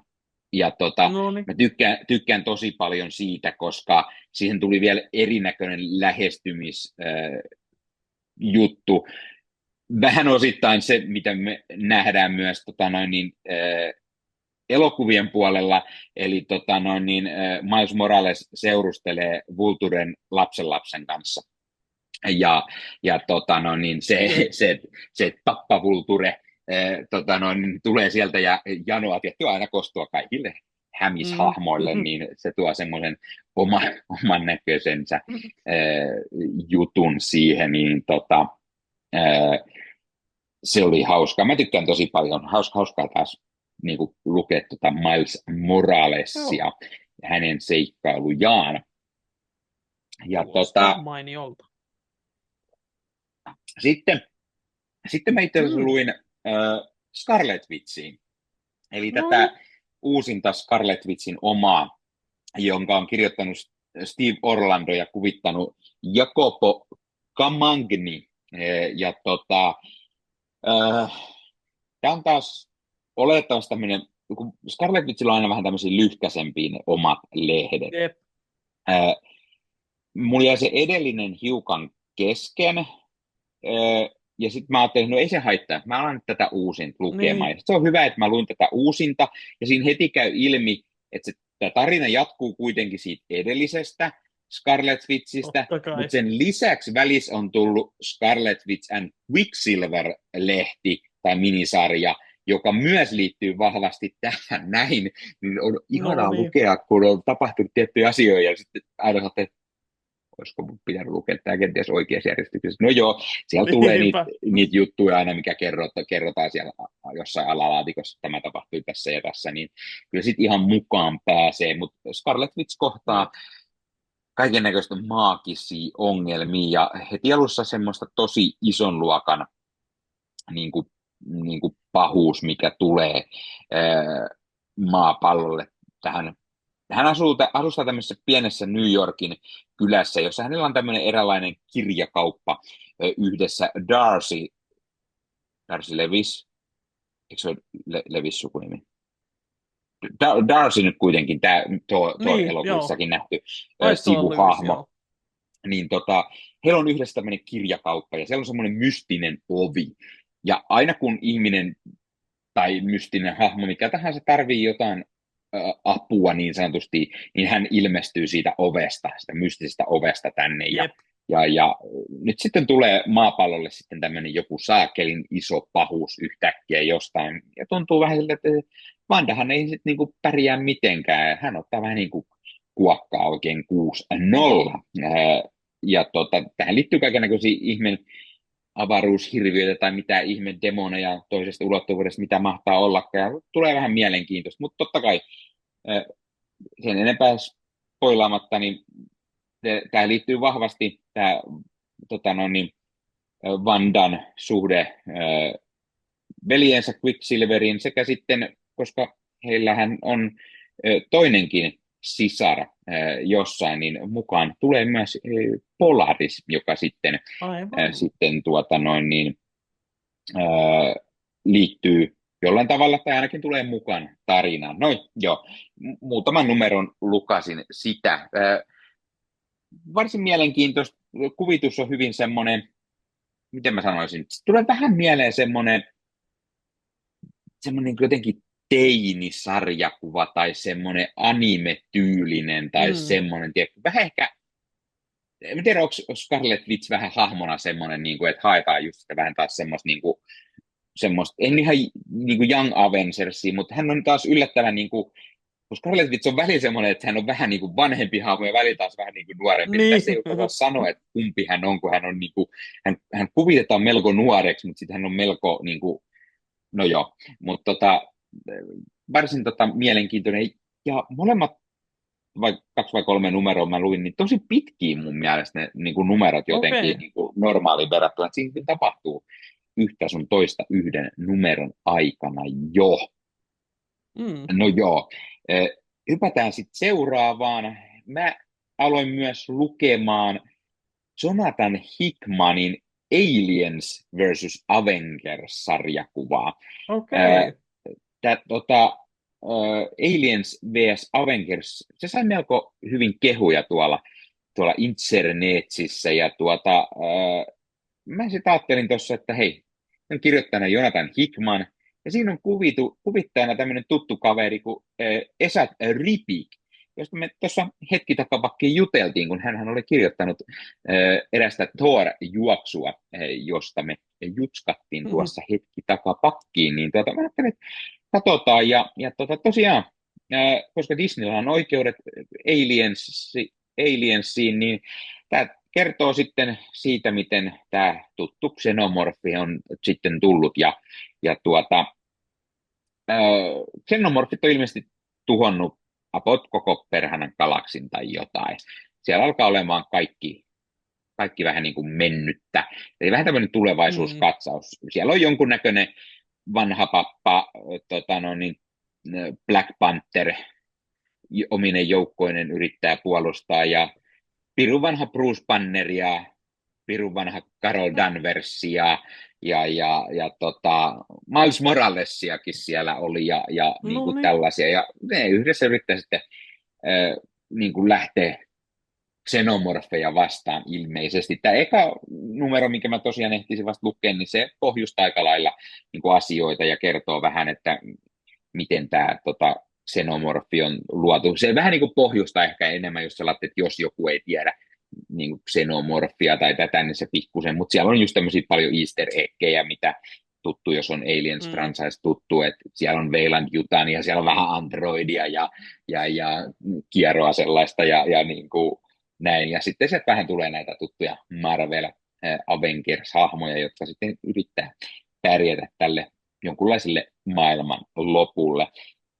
Hauska siinä mielessä, että tulee tosiaan mieleen hyvin vahvasti tämmöinen jonkunlainen Old Man Logan tai jotain tämmöinen niin kuin vaihtoehto tulevaisuus. Hahmotkin on hyvin vanhoja jo ja Niin. niin kuin kaikki on mennyt ilmeisesti päin persettä ja viimeiset Avengersit siellä enää ja nekin on kaikki todella vanhoja melkein, Mhm. niin miten se sitten toimii. Ja kirjoittanut tosiaan Jonathan Hickman, mä oon lukenut melko paljon kaiken näköistä Jonathan Hickmania viime vuosien aikana, niin se on tietty hyvää sitten siinä mielessä. No joo, sitten on vielä pari, mitä Joo. mä haluan mainita, mitä mä lukasin. Toinen on, mä aloitin ihan uusinta Iron Man-sarjakuvaa. Mm. Ja tämän Iron Man-sarjakuvan niin kuin ensimmäisen tarinakokonaisuuden nimi tässä uudessa Vol 7 on The Star Roxxon War. Eli Mm. siinä on sitten Starkkia vähän Roxxon yritystä vastaan. Tarina Aivan. menee aika lailla sillä, että Roxxon lyö hynttyyt yhteen AIMn kanssa, ja hepä on sitten mennyt ostamaan niin kuin Stark Unlimitedia sillä aikaa, kun Ups. Toni on ollut sairaalassa hetken aikaa, kun hänen pukunsa reistaili. No, puku sitten ilmeisesti reistaili, koska tämä Roxxon AIM oli tämän homman takana, ja he päättää sitten vallata Tonin firmaa ja muutenkin lähtee vähän Mm. nyrkkihippaan sitten Iron Mania vastaan. Miten Toni pärjää, kun hänen omat puvutkaan ei tunnu toimivan? Mikä sitten eteen? No, Mm. ilmeisesti pitää tehdä tämmöinen vanha kunnon niin kuin analoginen versio niin sanotusti No niin. puvusta ja ei käyttää ihan niin high-techia. Tosiaan ekan numeron luinko se oli tullut vasta ja tarinan Spencer Ackermania ja kuvius on Julius Ohtaa, jos nämä nimet jollekin jotakin sanoo. Ja ihan viimeisenä vielä mainitaan, luin jälleen uusimman numeron Amazing Spider-Mania, Oho. joka Kuka olisi siis, arvannut? no niinpä, tämä on siis numero 61, eli jatkaa tätä samaa numerointia, vaikka sieltä vaihtui tarinan kertojaksi Joe Kelly. Kuvituksesta vastaa Aivan. taas legendaarinen Ed McGuinness. Ja tämä tarinakokonaisuus on nyt, mikä alkaa, niin on nimeltään The Eight Deaths of Spider-Man. Eli Sorcerer Supreme Doctor Doom tekee Peter Parkerista taistelijansa Kytonia vastaan. Mhm. Sieltä tulee jonkunnäköisiä Kytorak demoneita, jota vastaan siis Doctor Strange on taistellut ilmeisesti useamman kerran, koska aina tulee joku tämmöinen outo taistelu, että tietyn väliajoin nämä tulee kukkoilemaan ja yrittää niin kuin maahan hyökätä, ja Stephen Strange on sen hoitanut aina siinä sitten itse, ja ei niin helposti ole ehkä tullutkaan, mutta Doom ei itse tämmöisiä, ei hän jaksa. Ei kai Niin sitä. hän pestää siihen Peter Parkerin, ja hän antaa Peterille tämmöiset vähän niin kuin maagiset taisteluvälineet, uuden hienon maagisen taistelu Spider-Man-puvun, ja Peter saa sitten lähteä näitä demoneita vastaan. Ja sitten siinä käy vähän semmoinen, että aina kun Peter siinä kuolee, niin hän herää hemmetin tuskaisesti sitten takaisin eloon. Mm. Ja no, siinä käy heti eka numerossa niin, että Peter kuolee ja hän herää hyvin tuskaisesti siinä sitten ja aivan kujalla, että mitä tapahtuu, ja sitten sieltä tulee Stephen Strange kertomaan sitten asioita, että mä hoisin sen vähän eri lailla kuin Doom, ja joo, mäkin kuolin aina vähän väliä ja tulin takaisin, mutta ei se mitään, että ei sun tarvitse tehdä kuin tämä enää 7 kertaa, niin homma on ihan Niin, niin. jees. Ja vaikuttaa siis, sanotaan nyt hyvin päättömältä ja hyvin ei Spider-Man-tyyliseltä tarinalta, mutta No joo. mm, Ehkä se on ihan hyvä vaihtelua sitten välillä. niin, Että niin, odotetaan. niin. tää, ilmeisesti, koska tämä on tämä Eight Deaths of Spider-Man, niin tämä on varmaan 8-numeroinen tarina kokonaisuus sitten. Mm. Näin ainakin olin jopa lukevinani, että se on 8 numeroa niin kuin putkeen tätä juttua, ja katsotaan, mitä sitten tapahtuu. Siinä oli luettuna osuus. Sitten Mm. mulla on vielä Sitten.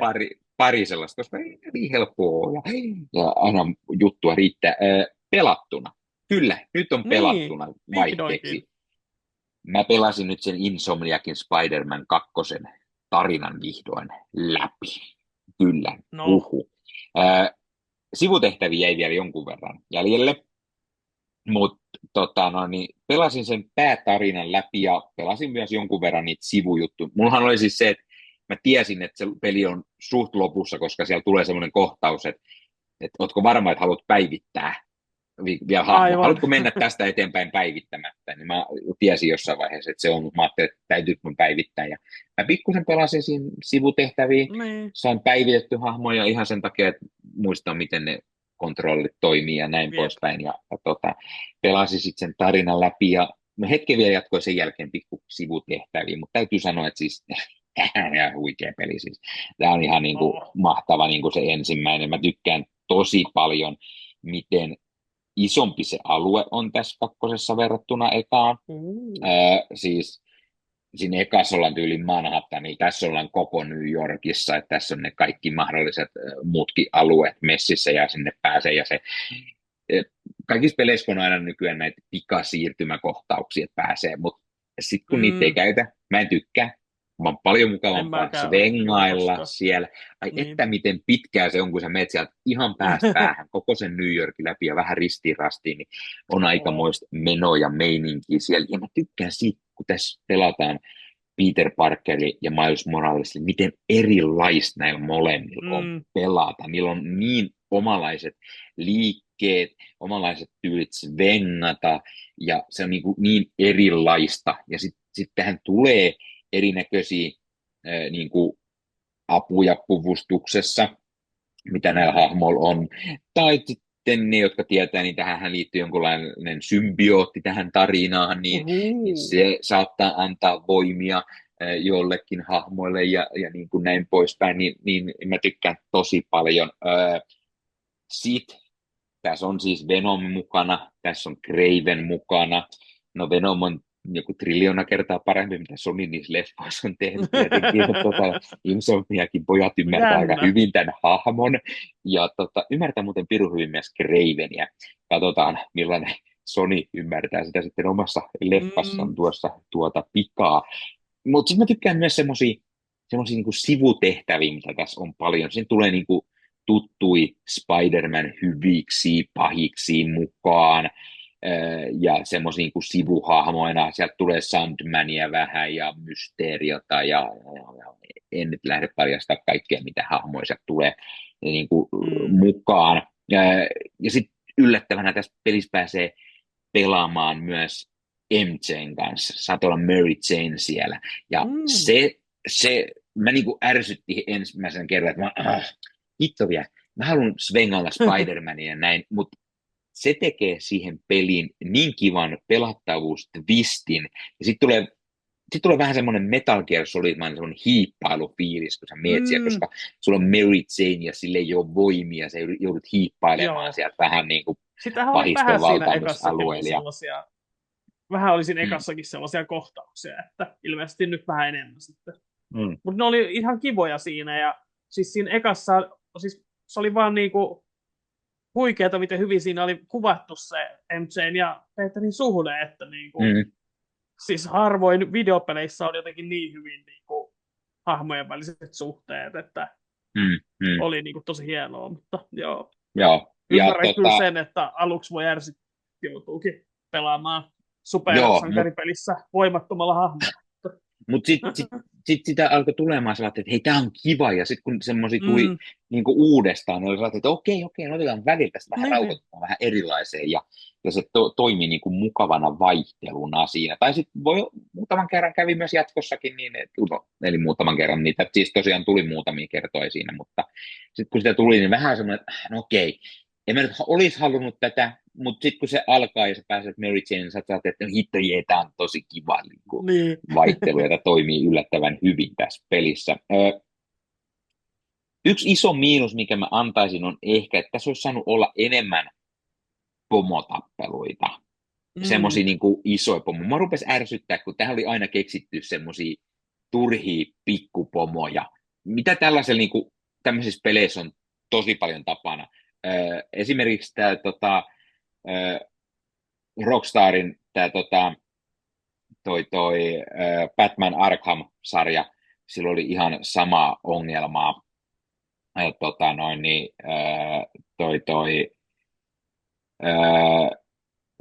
Siinä että tulee semmoisia, niin siinä on niin isot pahikset, mutta sitten siellä on aina niin kuin sillä isolla pahiksella kuuluu jengin aina semmoisia isoja muskelityyppejä, ja ne on niitä kovia sellaisia. Niin tässä on ihan sama homma, ja mua ärsyttää se tosi paljon, että tulee aina semmoinen joku, että okei, Craven lähti nyt johonkin, mutta silloin olikin tämä jätkä täällä odottamassa. Niin. Tämä on se joku random iso kaveri, jota sun pitää yrittää nyt sit voittaa. Ja sitten sä ajattelet, että miksi mä vois saada sitä hemmetin Cravenia nyt tänne vastaan, tiedätkö? Tai miksei sä voi tulla joku muu Spider-Man pahis, tiedätkö, siihen niin kuin samaa syssyä. Miksi se tarvii aina olla se niin sanottu pikkupahis siellä ennemmin, eikä sitä isoa. Niitä isoja boss fightteja pikkusen olisi saanut olla enemmän. Mutta kyllä mä siis ihan sanoin, että arvosana ihan 10/10 silti. Tämä on ihan mahtava peli. Ja mä en hirveästi nykyään, ei ole aikaa pelailla. Mä keskityn aina niin paljon enemmän leffoihin ja näin, mutta kyllä mä sanoisin, että siis oikeasti tämä oli ihan pirun mahtava, ja mä odotan kyllä nyt innolla jatkoa, että tuleeko sieltä se huhuttu niin kuin Venom niin spin-off-peli, vähän niin kuin se Spider-Man Miles Morales oli, semmoinen vähän niin kuin 2.5-peli niin sanotusti, mutta Insomniacihan on myös tuhamassa sen Wolverine-pelin, mitä mä nyt odotan myös tosi paljon, että mitä ne tekee Wolverinella, niin se kiinnostaa kans tosi paljon, että kyllä mä ihan sama, mitä Insomniac tekee Marvel-rintamalla, niin varmasti tulee pelattua. Joo, kyllä mäkin innolla odotan, että pääsen joskus käsiksi niihin seuraaviin osiin noista Spider-Man-pelistä, koska se oli niin hyvä kokemus se eka peli, että katsotaan nyt, koska se päivä tulee, mutta sitä odotellessa. Yes. Kyllä. Ja sitten viimeisenä osiona on vielä ostettuna. Niin. Mä ostin taas jotain pientä kivaa Marvelia. Johtuu ensinnäkin, siinä on kaksi asiaa, mitkä tähän liittyy. Yksi on se, että kun mä tykkään aina YouTuben katsojille, tässä minun takana niin on aiheeseen sopiva tämmöinen hieno, siellä on vähän Doctor Strangea siellä täällä, jos näkyy. Ja sitten mä ajattelin, että täällä on tätä WandaVisionista tämä Funko ja näin. Mä rupesin yhtäkkiä, että mullahan ei ensinnäkin ole Doctor Strangeista Funkoa ollenkaan. Niin. Mitäs se sellainen olevina? Niin, semmoinen puuttuu. Ei saanut semmoista tohon. Löytyy Lokit ja Cablekin ylähyllyltä ja Thorit ja näin, mutta ei ollut Doctor Strangea. Ja no sitten mä satuin menemään itse asiassa Gigantissa käymään. Hain sieltä yhden, mikä tilasin verkkokaupasta, ja sitten samalla katselin vähän ympärilleni, ja sieltähän tuli hyllyllinen Funkoja siinä sitten vasta. No niin. Ja yllätys. Sieltä löytyi Doctor Strange.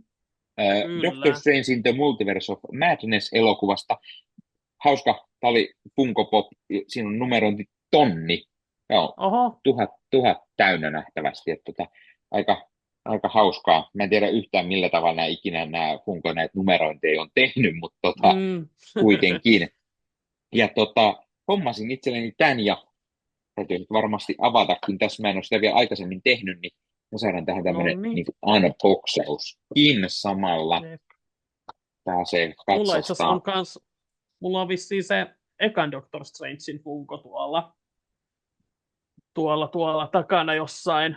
Sillä oli se ongelma, että se ei tahonnut pysy pystyssä. Joo, osalla Funko on se tosi paha. joo, kun niillä on tosi pienet jalat ja jos niillä ei ole mitään jalustaa, Mm, niin se on aina paha, mutta no, niin, tämmöinen no niin. pikku kaveri löytyi ja mä Se on tämä kilpikin. tykkään, joo, se on tehnyt tämän, se on valmiina taistelemaan, hänellä on siis No niin. tässä toi oma taistelu, kilpi, se varmaan on toi suojelus, tai mikä hän, onko hän hyökkäämässä, en tiedä.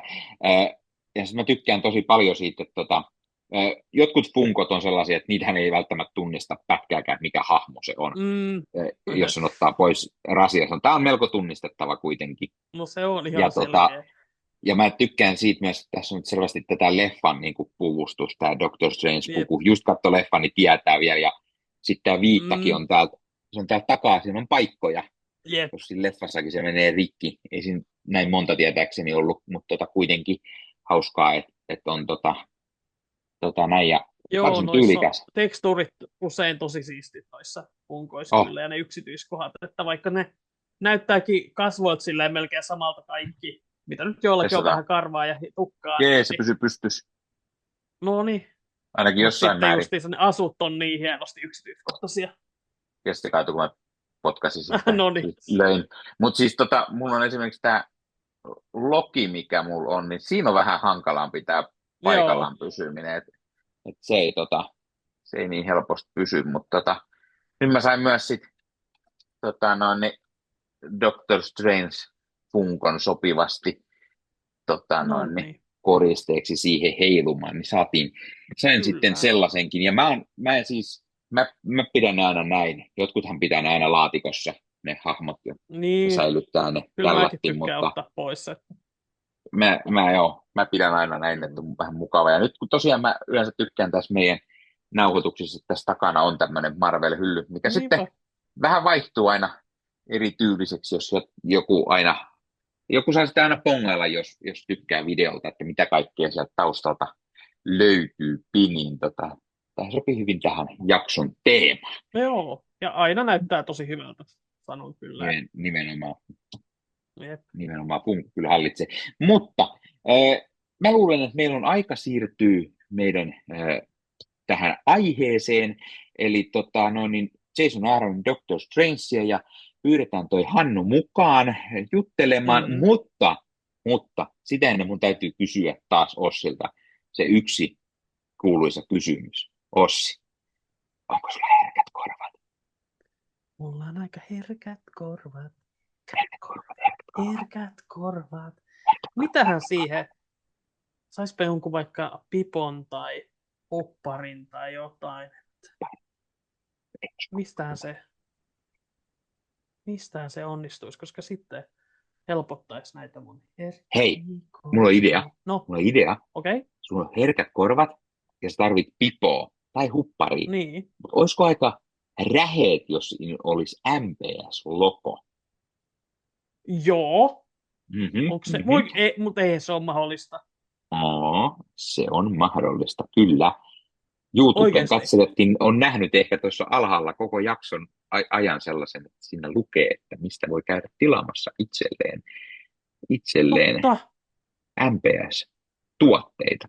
Eli jos sä nyt, sinulla on herkät korvat kuten Ossilla, haluat MPS-hupparia tai MPS-pipua tai mitä tahansa MPS-tuotetta, niin ei muuta kuin ostelemaan. Sieltä löytyy lippikset, pipot, hupparit, teepaidat, löytyy kahvimukia, löytyy magneettejakin muistaakseni ja lasin alusia ja juomapulloja, reppua, kassia, löytyy teinilapsille ja löytyy vauvalle oikein, löytyy vauvalle kuule podia tai löytyy pehmolelunalleakin, jossa on MPS-logo tai mitä ikinä haluat kuule itsellesi, lapselle, jonkun kaverin lapselle tai vauvalle tai tyttöystävälle tai mitä tahansa haluat MPS-tuotteita, niin niitä on mahdollista tilata nyt itselleen. Ne on hyvin laadukkaita tuotteita. Mä toivon, että mä tilasin itse asiassa itselleni jotain kivaa MPS-tuotteita. Mä toivon, että on ensi kerralla jo ehtinyt postissa tulemaan, niin voin esitelläkin sitten. Mutta tosi hyviä tuotteita, tosi laadukkaita. Samasta, samasta verkkokaupasta voi tilata myös Leffahullu-lokolla varustettuja tuotteita, niin mulla on itselläni esimerkiksi Leffahullu teepaita ja huppari, on tosi laadukasta, ja perhana, että on muuten lämmin. Nyt kun on luntakin tullut maahan, ainakin täällä meillä päin, niin toi hupparit on aika Samoin jees, täällä. niin se on meinaa niin lämmin huppari, että hitto kuuma tulee kyllä varmasti. Niin se on mukavaa tällaisella keleillä. Voi testata sitten, että kuinka hyvin se lämmin tulee siellä ulkona sitten, kun vetää kuule MPS-hupparit siihen päälle. Ja sitten kun sä tilailee itse näitä tuotteita, haluatte näyttää muille, että tämmöinen mahtava podcasti on ja tukea meidän, sieltä tulee sitten aina muutama euro meillekin päin, kun jotain olette tilailleet sieltä, niin kannattaa ihmeessä mennä. Pääsette tukemaan meitä tällä tavalla ja saatte tyylikkäitä MPS-tuotteita. Voitte näyttää sitten porukalle, että hei, kattokaa tämmöisiä tai tämmöistä Marvel-podcastia meikäläinen seuraa, on muuten pirun kova. Siinä on tommonen komea propellihattunen tyyppi, ja sitten toi vanha partainen äijä höpöttämässä jotain, ja suosittelen, he juttelee paljon Marvelista, sarjakuvista ja leffoista ja sarjoista, ja jaarittelee oikein urakalla, jos on lopettaa ollenkaan, kun se yksi äijäkin lukee koko ajan kaikkea, ja katsoo kaikkea, ja pelaa kaikkea, ja bla bla bla bla bla bla bla bla, niin toinen puhuu hahmojen tulemisesta ja siitä, miten Deadpool viettää valkoista joulua. Niin. Ja semmoisia tuotteita voi tilailla Spread-shopin verkkokaupassa ja ei muuta kuin YouTubesta löytyy tuosta alta, tai jos nyt et katso YouTubesta tätä jaksoa, vaan kuuntelet audiona, niin löytyy ihan sitten, kuulkaa, vaikka meidän somekanavista. Voi käydä katsomassa Instagramista tai Facebookista tai Marvel-hullut-ryhmästä juttua tai meidän Marvel Podcast Suomen Facebook-sivustosta, tai sitten ihan vaan käyt sen verran vilkaisemassa YouTuben puolelle, niin näet sen linkin siitä sitten, tai se osoitteen, niin voit sitten käydä ostelemassa itsellesi näitä tyylikkäitä MPS-tuotteita. Ja kuten sanottu, se auttaa siihen, jos on herkät korvat syndrooma. Korvat on niin herkät, että paleltuu tällaisilla talvipakkasilla, lunta tulee taivaan täydeltä, niin täytyy ne korvat olla suojassa, niin MPS-pipo tai MPS-huppari esimerkiksi auttaa siihen, niin sitten on lämpimämpi, jos sinulla on herkät korvat. Herkät korvat, Ossilla on herkät korvat, mikä siihen auttaisi? No MPS, pipo tai huppari, ne auttaa aina vaan. Osta sinäkin itsellesi tai kaverin lapsille, omille lapsille, sukulaisille, mummolle, vaarille ja niin poispäin, vaikka joululahjaksi. Mikä sen mukavampaa, kun ne siellä kuusen alla odottaa. En mä jaksa enempää ruveta improman laulun sanoja.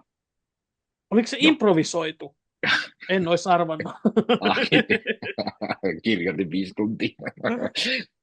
Muistutuksena myös, että todennäköisesti kun tämä julkaistaan, niin meidän Agatha All Along-jakson kisa on edelleen voimassa, että käykää siellä osallistumassa, siisti palkinto luvassa voittajalle.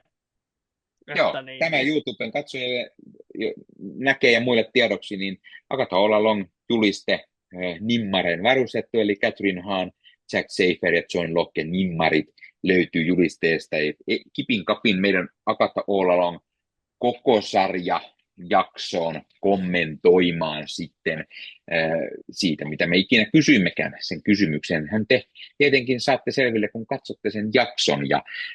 Tämä jakso todennäköisesti tulee ulos tässä vielä marraskuun puolella, niin aika on vielä osallistua, koska kilpailuhan oli marraskuun loppuun asti. Eli kipin kapin osallistumaan. Öö, Sitten Ei kai se. aika siirtyy varmaan meidän pääaiheeseen ja pyytää toi Kyllä Sarismien vaan. podcastin Hannu Kesola myös mukaan juttelemaan vähän Jason Aaronin Doctor Strangeista. Minä en sano Thor, mutta Doctor Strangeista. Thorista puhuttiin jo. Hyvä. Eli ei muuta kuin siirrytään siihen. No niin, eli otetaan kuitenkin tähän tämä Agatha-kilpailun arvonta, koska meidän jakso hieman myöhästyi, niin pistetään tähän jakson kuitenkin yllättäen mukaan. Eli tässä meikäläisen on random-generaattorissa pistettynä 405 nimeä, tai no eri nimiä siellä nyt ei ole niin paljon, mutta 405 osallistujaa oli. Sen verran kommentteja tuli tähän meidän Agatha-videoon. Ja täytyy mainita se, että ne, jotka on katsonut kommenttien määrän olevan yli 500, niin no, meikäläinen ei ottanut sitä huomioon, että jos minä tai Ossi, tässä tapauksessa minä, kommentoin jonkun kommenttiin, eli vastaan siihen, niin YouTube laskee sen myös kommentiksi, jollen täältä tuli yli 500 niitä.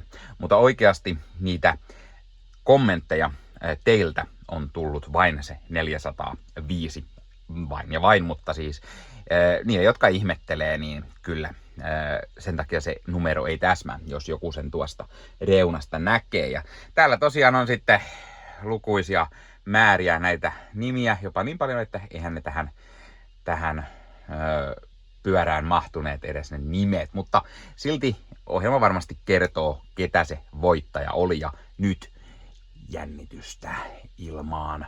Kuka on voittaja? Painetaan random-generaattori tuosta päälle. Oho, tuosta.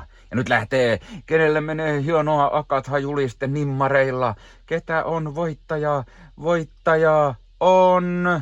Din, din, din, din, din. Jaakko!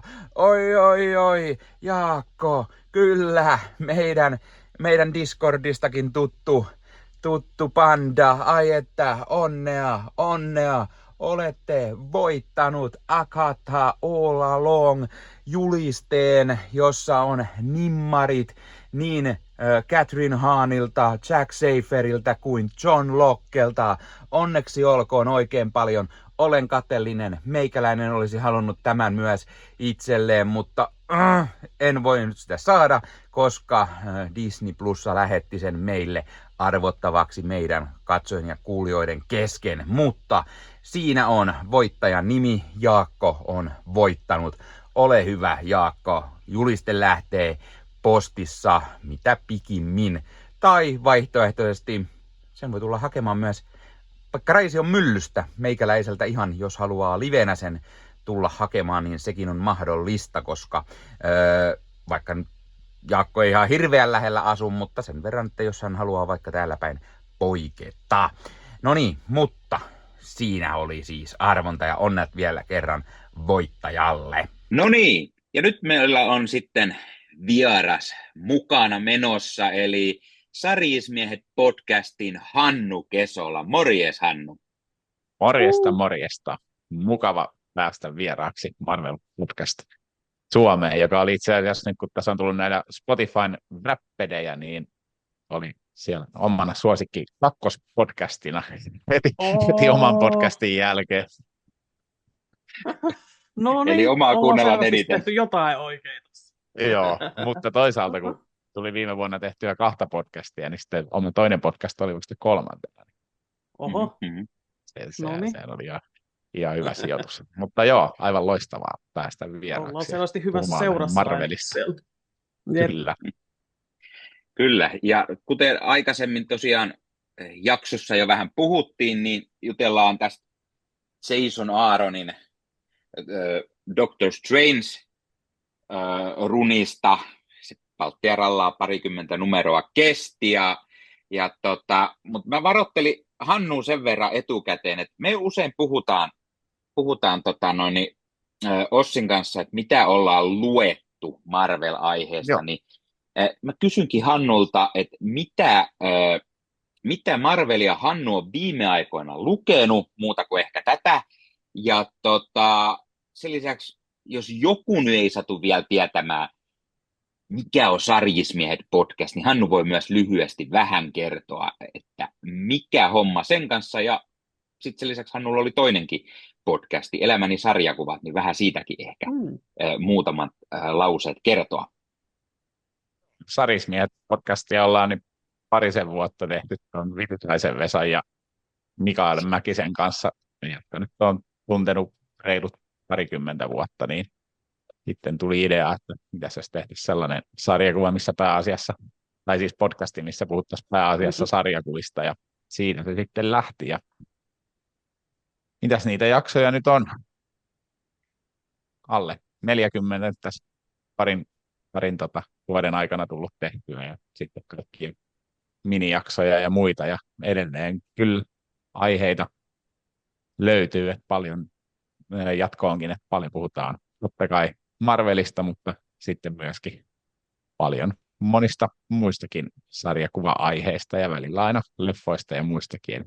Eksytään vähän sinne teidänkin päätontille pikkasen välillä, mutta pääpaino kuitenkin suurimmaksi osaksi siellä sarjakuvapuolella. Ja, Elämäni sarjakuvia tehtiin tuossa yksi tuotantokausi tai tämän vuoden keväällä ton Supernörttien Varjamon Mikon kanssa, ja siellä oli sitten myöskin vähän sellaista genre-sarjakuvasettiä ehkä enemmänkin, eli valittiin aina tämmöinen yksi vieras, joka toi suosikkisarjakuvansa sitten käsiteltäväksi, ja eipä tainnut olla muistaakseni yhtään Marvelia.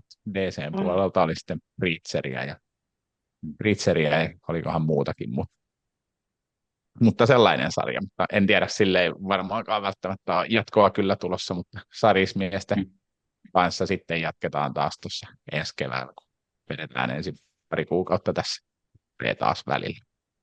Oli aivan loistavaa päästä tänne vieraaksi, niin ei sitten vieraannut tästä sarjakuva-podcastien tekemisestä. Ja tosiaan hienoa päästä vieraaksi. Mä en muista, onko teillä ollut ketään vieraita näitä niin kuin maailman tähtiä lukuun ottamatta aikaisemmin. On meillä. Niin, Ossi sanoi vaan. Niin, että on meillä pari kertaa ollut tuolta leffamedia.fiistä muutamia tuttuja eri podcasteista. Ainakin siellä on ollut Mitä homma podcastista ja Batroomista ja Popcorn with Esko oli myös täällä. Mutta ei ole tällä lailla niin kuin sarjakuva-hulluja samalla lailla saatu vielä jutelemaan. Ja niidenkin kanssa ollaan aina puhuttu vain elokuvista. Niin on tosi virkistävää siinäkin mielessä sillä, että koska aina välillä sitä mietitään, että Marvel podcast, niin miten jos siinäkin puhuttaisiin sarjakuvista välillä? Koska ne on kuitenkin Marvelilla vähän niitäkin tehnyt. Niin se on aina hyvä ottaa niitä esille. Jotkut jopa väittää, että se alkoi sarjakuvista se koko heidän touhunsa, mutta Niin kai sitä väitetään. Kyllä nekin on aina omia teidän suosikkijaksoja, kun itsellä on sitten taas vähän että vähän tuppaa venymään ja vanumaan noiden sarisleffojen kattaminen, niin sitten ei pääse aina heti ei uskalla kuunnella teidän uusimpia jaksoja, paitsi tietysti alkujutut, mutta sitten kun pääsee itse asiaan, täytyy aina vähän sitten odotella. Väitätkö sä mulle, että sä et ole heti ensi viikolla ensi-illassa menossa katsomaan Kraven the Hunteria? No en tiedä, laitoin vitriiniin kyllä muutaman Kraven-lehden tuossa esille tuossa just hiljattain, mutta täytyy katsoa. Ehkä. Venomkin on vielä katsomatta ja kaikkea tässä, että vähän huonosti aina menee nämä.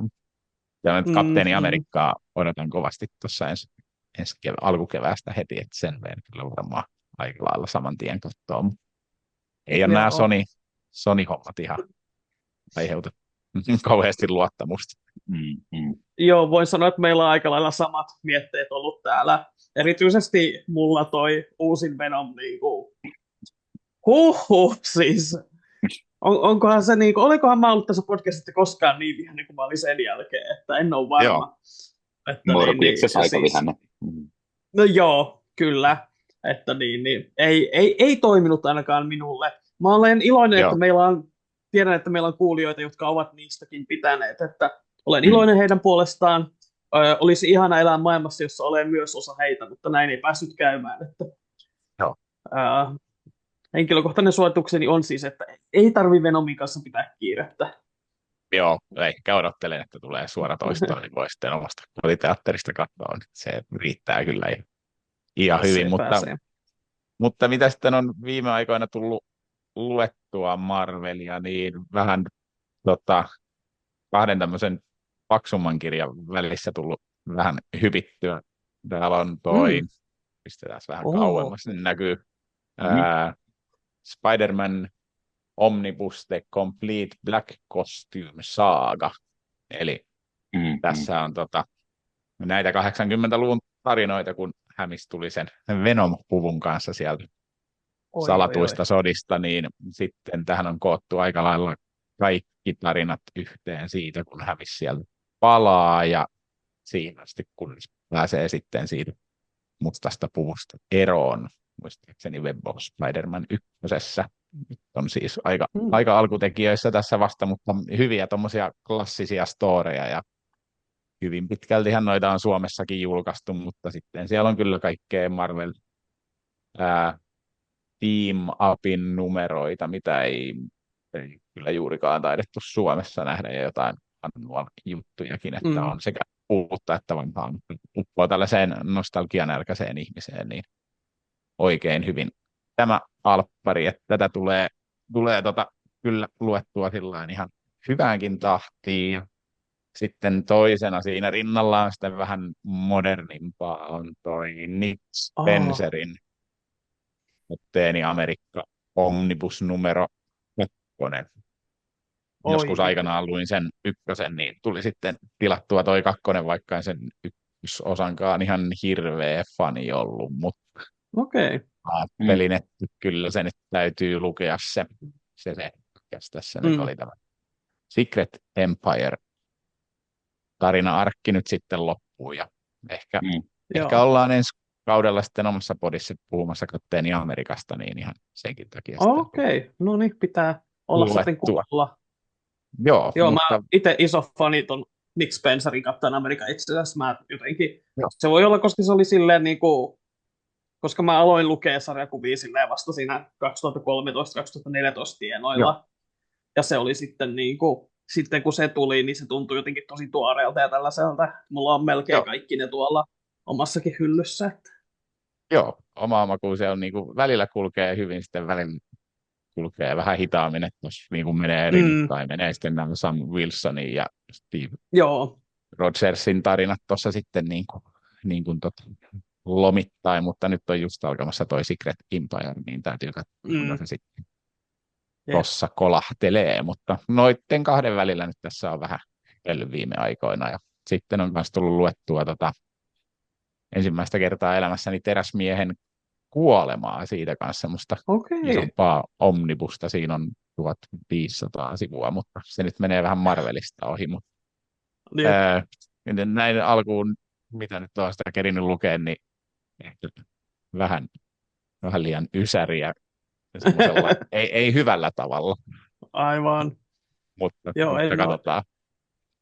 En ole siihen itse tutustunut, mutta onhan se omalla tavallaan legendaarinen varmasti. Ja hiljattain luin kanssa sitten tämän Panehisi Coatsin Kapteeni Amerikan kanssa. Että niitä nyt Papua on tuossa tullut luettua ja sitten Rick Remederin Omnibus, niin sitten oikeastaan varmaan melkein kaikki Kapteeni Amerikka-tarinat luettu 40 vuoden ajalta, niin voi nauhoitella podijaksoa. Siitä saa kyllä aika hyvin sitten juttua, että odotan kyllä innolla, pitää olla sitten kuulolla itsekin ja kaikkien meidän kuulijoidenkin kyllä, että se tulee kaikki sitten loppukokeeseen, että olette varmasti kuunnellut. Joo. Mutta semmoisia ei nyt tullut muuta mieleen, mitä nyt olisi tullut Marvelia. Kyllä vähän semmoista niin kuin vanhempaa niin kuin kivareista ostettua paria on tullut luettua kanssa kyllä jonkin verran. Vähän niin kuin sieltä 2000-2010 välillä, milloin oli ainakin omasta mielestä yksi sellainen Marvelin ehkä semmoinen huippuaika. Tietysti nostalgiakuviot sieltä lapsuudesta erikseen, mutta tämmöinen niin moderni Marvel oli mun mielestä ihan se piikki joskus niin aikoihin. Mutta sellaista on tullut. Joo, se on mahtavaa, että on niin kuin tietyn hahmon, mitä lukee sitten enemmän ja enemmän. Meillä taas jostain syystä on nyt ehkä syy on meikäläisessä, että me ollaan Ossin kanssa juteltu nimenomaan Jason Aaronin eri tarinakokonaisuuksista, ja Thorista hypättiin Doctor Strangeen, ja kyllä mä vähän jo uhkailin siihen malliin, että ehkä jotain muuta Jason Aaronia ensi vuoden puolellekin. Mites Hannu, miten sulle on noi Jason Aaronin tarinat tuttuja? Niin kuin, oletko aikaisemmin tätä Doctor Strangea lukenut, tai miten Thor tai Avengersit ja niin poispäin? No ihan hirveästi on näitä niin kuin ihan kaikkein tuoreimpia, että Thorit on lukenut kaikki. Siellä oli mun mielestä tosi hyviä, se alkoi niin kuin tosi väkevästi, niin kuin teilläkin oli teidän omassa jaksossa oli tästä alkupuolesta, niin oli niin kuin todella hyvää settiä. Sitten oli kans vähän sellaista, niin kuin, että osuuko vai ei osu. Mutta semmoinen ihan itselle, kun ei ole tätä ihan nyky Marvelia niin kuin ihan semmoisella älyttömän tarkalla pieteetillä tullut luettua, niin oli kuitenkin semmoinen kiva niin kuin pitkä pätkä, että pääsi niin kuin vähän käsitykseen taas, että mitä kaikkea on tullut ehkä vähän niin kuin siinä ympärilläkin, että ehkä joskus sitten 2015, niin siinä vähän niin kuin jäi Marvel ehkä vähän pienemmälle luvulle, varsinkin niin kuin uusi Marvel. Sitten tuli enemmän luettua ehkä kaikkea tuommoista imagea, tämmöistä independent-juttua ehkä enemmänkin, niin on sitä nyt koittanut puhua sitten tässä, kun oma podi aloitettiin silloin, niin on tullut luettua sitten vähän tätä uudempaakin, mutta tosiaan Avengersit on jäänyt väliin. Sitten mitä nyt on hiljattain Jason Aaronilta lukenut, niin on ollut noin Punisher. Sehän ei kauhean pitkä tarina juoksu ollut. Se ei ehkä ihan ollut kauheasti mun mieleen.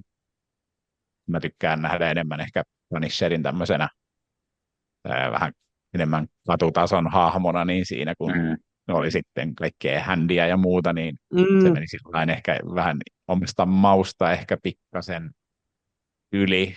Sitten taas tykkään ihan älyttömästi tästä on se Punisher Maxista, minkä Jason Aaron silloin aikanaan teki Steve Dillonin kanssa, niin se on mun mielestä niin kuin ihan yksi hänen parhaita töitään. Ja sitten Imagelle on tehnyt myös kyllä tosi hyviä sarjoja aina välillä. Siellä on ihan jotain omia niin kuin Jason Aaronin suosikkeja, esimerkiksi toi. No, jonka nimeä nyt en tietenkään muista tähän hetkeen, mutta Southern Bastards, joo, nyt sieltä se tuli, niin se oli ihan semmoinen yksi kaikkien aikojen suosikkisarjoja kyllä, mutta vähän sellainen, että välillä tekee omaa makuun niin tosi hyvää sarjakuvaa ja sitten taas usein kuitenkin sellaista, mistä nyt ei ihan hirveästi niin paljon tykkää, mutta toki, koska on niin aktiivinen kirjoittaja ja tekee tosi paljon kaikkea, niin eihän sitä voi tietenkään kaikesta tykätä tai kaikki osua siihen omaan makuhermoon, että näinhän se menee, mutta tosiaan tosi paljon on lukematta ja toisiaan mielenkiintoista lukeekin joskus tämä Avengers-runi myöskin. Joo, mutta mä sanon sen, että siis Jason Aaronilla on tosi paljon just sellaista, että jossain kohtaa tarinasta tulee liikaa ehkä semmoista vähän lähtee sivuraiteille, eikä välttämättä sitten ole niin aina mielenkiintoista. Se Avengers, siinä on just tosi paljon sitä, että siinä on paljon sellaista niin kuin ylimääräistäkin esimerkiksi, että ei välttämättä ole yhtä hyvä. Ja sen lisäksi, vaikka mä tykkään tosi paljon tästä Doctor Strangeista, niin tässäkin mun mielestä alku on tosi hyvä, ja sitten se vähän hiipuu siinä niin kuin puolen välin jälkeen, että ei ihan yhtä hyvin pysy kasassa. Ja sitten mitä piti sanomani siitä Aaronin Punisherista, siitä uudemmasta, niin siinäkin oli siis se alkoi tosi vahvasti ja piti otteessaan, mutta sitten siinä oli vähän semmoista, että en mä oikein tiedä tämän kanssa. Siinä oli just se yliluonnollisuus ehkä ja se hänti ja se, niin jotenkin sitä vaan kovasti, että päästäisikö me nyt ohi tästä näin, ehkä niin kuin, päästään sinne normit Punisher-urille, vaikka mä kyllä, siitähän oli jo tietoa, että niin kuin tämä Marvelhan tekee jotain ihan uutta Punisherin kanssa sit seuraavaksi, tai alkoikin jo tekemään. Sehän ei kestiköhän sen 4 numeroa vai montakaan numeroa se kesti ennen kuin se lähdettiin peruun. Et en tiedä, mitä on sitten Ai joo. seuraavaksi tulossa tämän uuden Punisherin kanssa. Joo, se ei kauhean yes. kauan kestänyt kyllä. Mutta siinä oli sitten kans se tämä, mikä se piirtäjä siinä olikaan siinä Punisherissa. Siinä meni 2 piirtäjää, niin kuin toinen piirsi sitä nykyhetkeä ja toinen menneisyyttä, mutta tämä nykyhetken piirtäjä, oliko se joku, mitenköhän laustaa, Jesus Sais tai jotain sinne päin. Joo. Se ei ole ihan, ei kuulu ihan omiin suosikkipiirtäjiin, niin sekin olisi sitten ehkä luotaan pois työntävä, mutta hän on myös kyllä piirrellyt kaikenlaista, että mä oon koittanut vähän ja käymään, että ihan niin paljon, mutta jotenkin se oli niinku, tavallaan niin semmoista fotorealistista, mutta sitten tavallaan, mä en tiedä oikein mikä mulla siinä. Joo, mutta siis toi on kyllä tosi totta, että niinku joskus piirtäjä vaikuttaa tosi paljon siihen, että miten hyvin pääsee siihen sisään, joka, no totta kai kun sarjakuva on visuaalinen media, niin en sitä yhtä ihmettele. Itelle toimi tosi hyvin se Aaronin Punisheri. Mä en ole sitä loppuun asti en kerännyt lukea.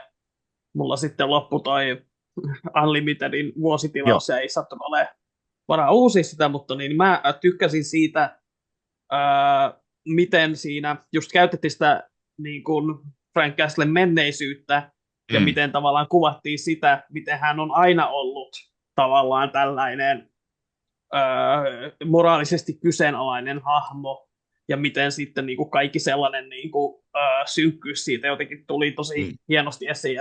Se puutteli mua paljon. Joo, mä tykkäsin kanssa, kyllä se menneisyysosuus toimi ihan hyvin. Joo. Ja sitten tämä osakkeet, kun sitä nyt kiitti, niin hän on aivan loistava. Se taas osuu sitten oikein niin kuin omaan makuun. Se oli just sillä jännä kontrasti. Semmoinen, mistä ei oikein tykkää yhtään, ja sitten taas toinen, mitä niin kuin rakastaa. Mutta mun mielestä joo, se ihan toimi se menneisyys, joo. Siinä tuotiin niin kuin ihan hyvän uutta asiaa myöskin, tai näkökulmaa Frank Castle hommiin. Jep. Mutta pitääkö me pikkuhiljaa sitä Doctor Strangea päin, vai oliko Nikellä vielä jotain lisättävää?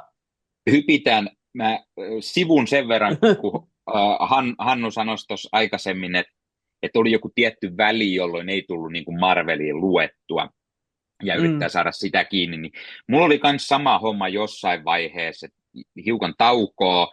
Sitten mä aloin lukemaan, otin käyttöön sen Marvel Unlimitedin. Sieltä oli tosi helppo ruveta aina niitä sit lukemaan. Ja sitten jossain vaiheessa se oli paljon helpompaa. Se on niin paljon edullisempaa myös kuin ostella sit aina näitä ihan fyysisiä sarjakuvia. Ja sitten jossain kohtaa tuli semmoinen podcast kuin Sarjismiehet podcast. Ja siinä jollain Hannulla, mikä studiossa ilmeisesti tai kotona aina nauhoitellaan, niin siellä on muutama hassu sarjakuva albumi sitten siellä taustalla aina näkyvissä, niin joku sitten innostui vähän enemmänkin ostamaan aina niitä sarjakuvia. Esimerkiksi juuri tämä Doctor Strange, minkä ekat 10 numeroa on tässä albumissa, niin tämän mä ostin silloin alkuvuodesta Tampere-kuplilta.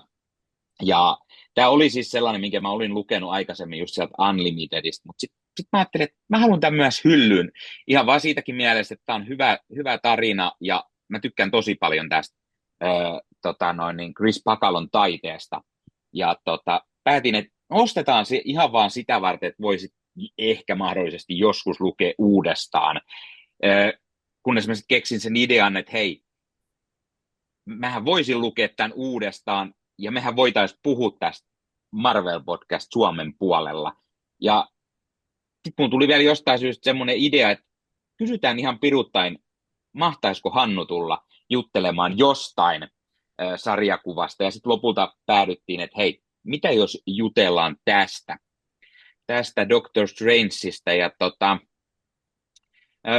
siirrytään sen pidemmittä puheitta vähän juttelemaan tästä Doctor Strange runista, mitä Jason Aaron teki, ja Chris Bacalo sitten pääasiassa kuvitti. Toki siellä oli muitakin kuvittajia mukana. Kyllä sitten, niin kuin usein aina pikkusenkin pidemmissä runeissa saattaa sitten olla. Tota, kysytään ihan ensimmäinen kysymys. Ossi saa vaikka aloittaa randomisti, että mitä mieltä sä oot tästä Jason Aaronin Doctor Strangeista? Ja tämä oli sulle ilmeisesti tuttu aikaisemmin, ennen kuin mä pakotin sut lukemaan tämän uudestaan.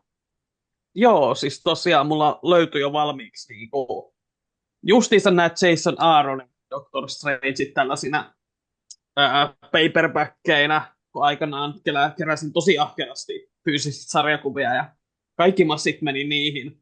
Ja kyllä toi jäi jo silloin mieleen aika vahvasti sille, erityisesti ton niinku Bacalon taiteen vuoksi. Ja sitten kun mä olin niin tosi innossani ollut siitä Jason Aaronin Thorista, niin senkin myötä sitten oli silleen tosi kiinnostunut, että okei, että miten tämä kaveri sitten kirjoittaa Doctor Strangea, joka muutenkin oli ollut silleen, ei ollut ehkä niin suosittu hahmo kuin se on nykyään, koska mun mielestä siihen aikaan niin ei hirveästi ollut hänellä omia sarjoja ollut siinä 2000-luvulla, saa korjata, jos on väärässä. Niin, mun käsittääkseni tämä oli myös niinku ensimmäinen tämmöinen niinku jatkuva sarja sitten vuoden 96 tai jotain sinne päin. Että jotain minisarjoja ja muita on ehkä saattanut olla, mutta hyvin pitkään ollut vissiin tauolla. Jep. Eli juurikin näin, ja sitten kun totta kai kun ne tiesivät Marvelilla, että elokuva on tulossa, niin annetaanpa nyt yhdelle meidän tärkeimmistä kirjoittajista tämä ja katsotaan mitä se keksii. Ja, iski siis muhun kyllä aika hyvin. Se on hauska, miten tuossa alussa, miten paljon se muistuttaa sitä Jason Aaronin Thorin alkua, miten tässä on tämä pahis Empiricul, ja sitten taas Thorissa oli tämä Gore. Gore halusi tappaa kaikki jumalat, Empiricul haluaa tuhoa kaiken taikuuden. Niin se oli jotenkin silleen hauska, sillä lailla yhtäläisyys siihen. Ja sitten sitä miettii, että okei, mutta onko se liian samanlainen? Ei mun mielestä. Et mun mielestä se sitten kuitenkin pääsee omille raiteilleen, koska lopulta se Empiricul ei ole se todellinen pääpaha tässä, vaan sitten meille esitellään tämä Mr. Misery, joka on niinku hyvin, niinku, mä tykkään, erikoinen, melkein jopa häiriintynyt idea, että Doctor Strangein tuska on tavallaan kerätty yhteen ja muodostunut tällaiseksi omaksi entiteetikseen. Ja sitten vielä sen Bacalon taide siinä, kun hän tekee semmoisen niin kuin mustan möykyn, jossa on suita ja silmiä. Ja niin kuin, mä oon iloinen siitä, että Bacalon piirustukset on niin tavallaan, että ne ei ole ollenkaan realisia, vaan ne on hyvin pehmeitä, sarjakuvamaisia, liioteltuja. Koska jos se sen Mr. Misery tekisi tosi realistisesti, niin se olisi niin hirveätä body horroria, että eihän mä uskaltaisi edes lukea sitä kirjaa enää. Mutta niin joo, kyllä mä nautin tosta tosi paljon. Ja sitten tuossa on niinku kivoja ideoita. Mä tykkään just siitä, että niinku, tavallaan, että taikaolennot, demonit ja tällaiset on vähän niin kuin bakteereita. Ne on koko ajan kaikkialla ihmisten ympärillä, mutta ainoastaan taikurit näkee sen. Ja sitten siinä just on niitä hienoja sivuja, joissa niinku näkee sen, että meillä kaikilla saattaa olla koko ajan vaikka niskan päällä joku öllimölli siellä ja me ei vaan huomata sitä itse. Se kyllä niinku toimi oikein hyvin mulle muun muassa.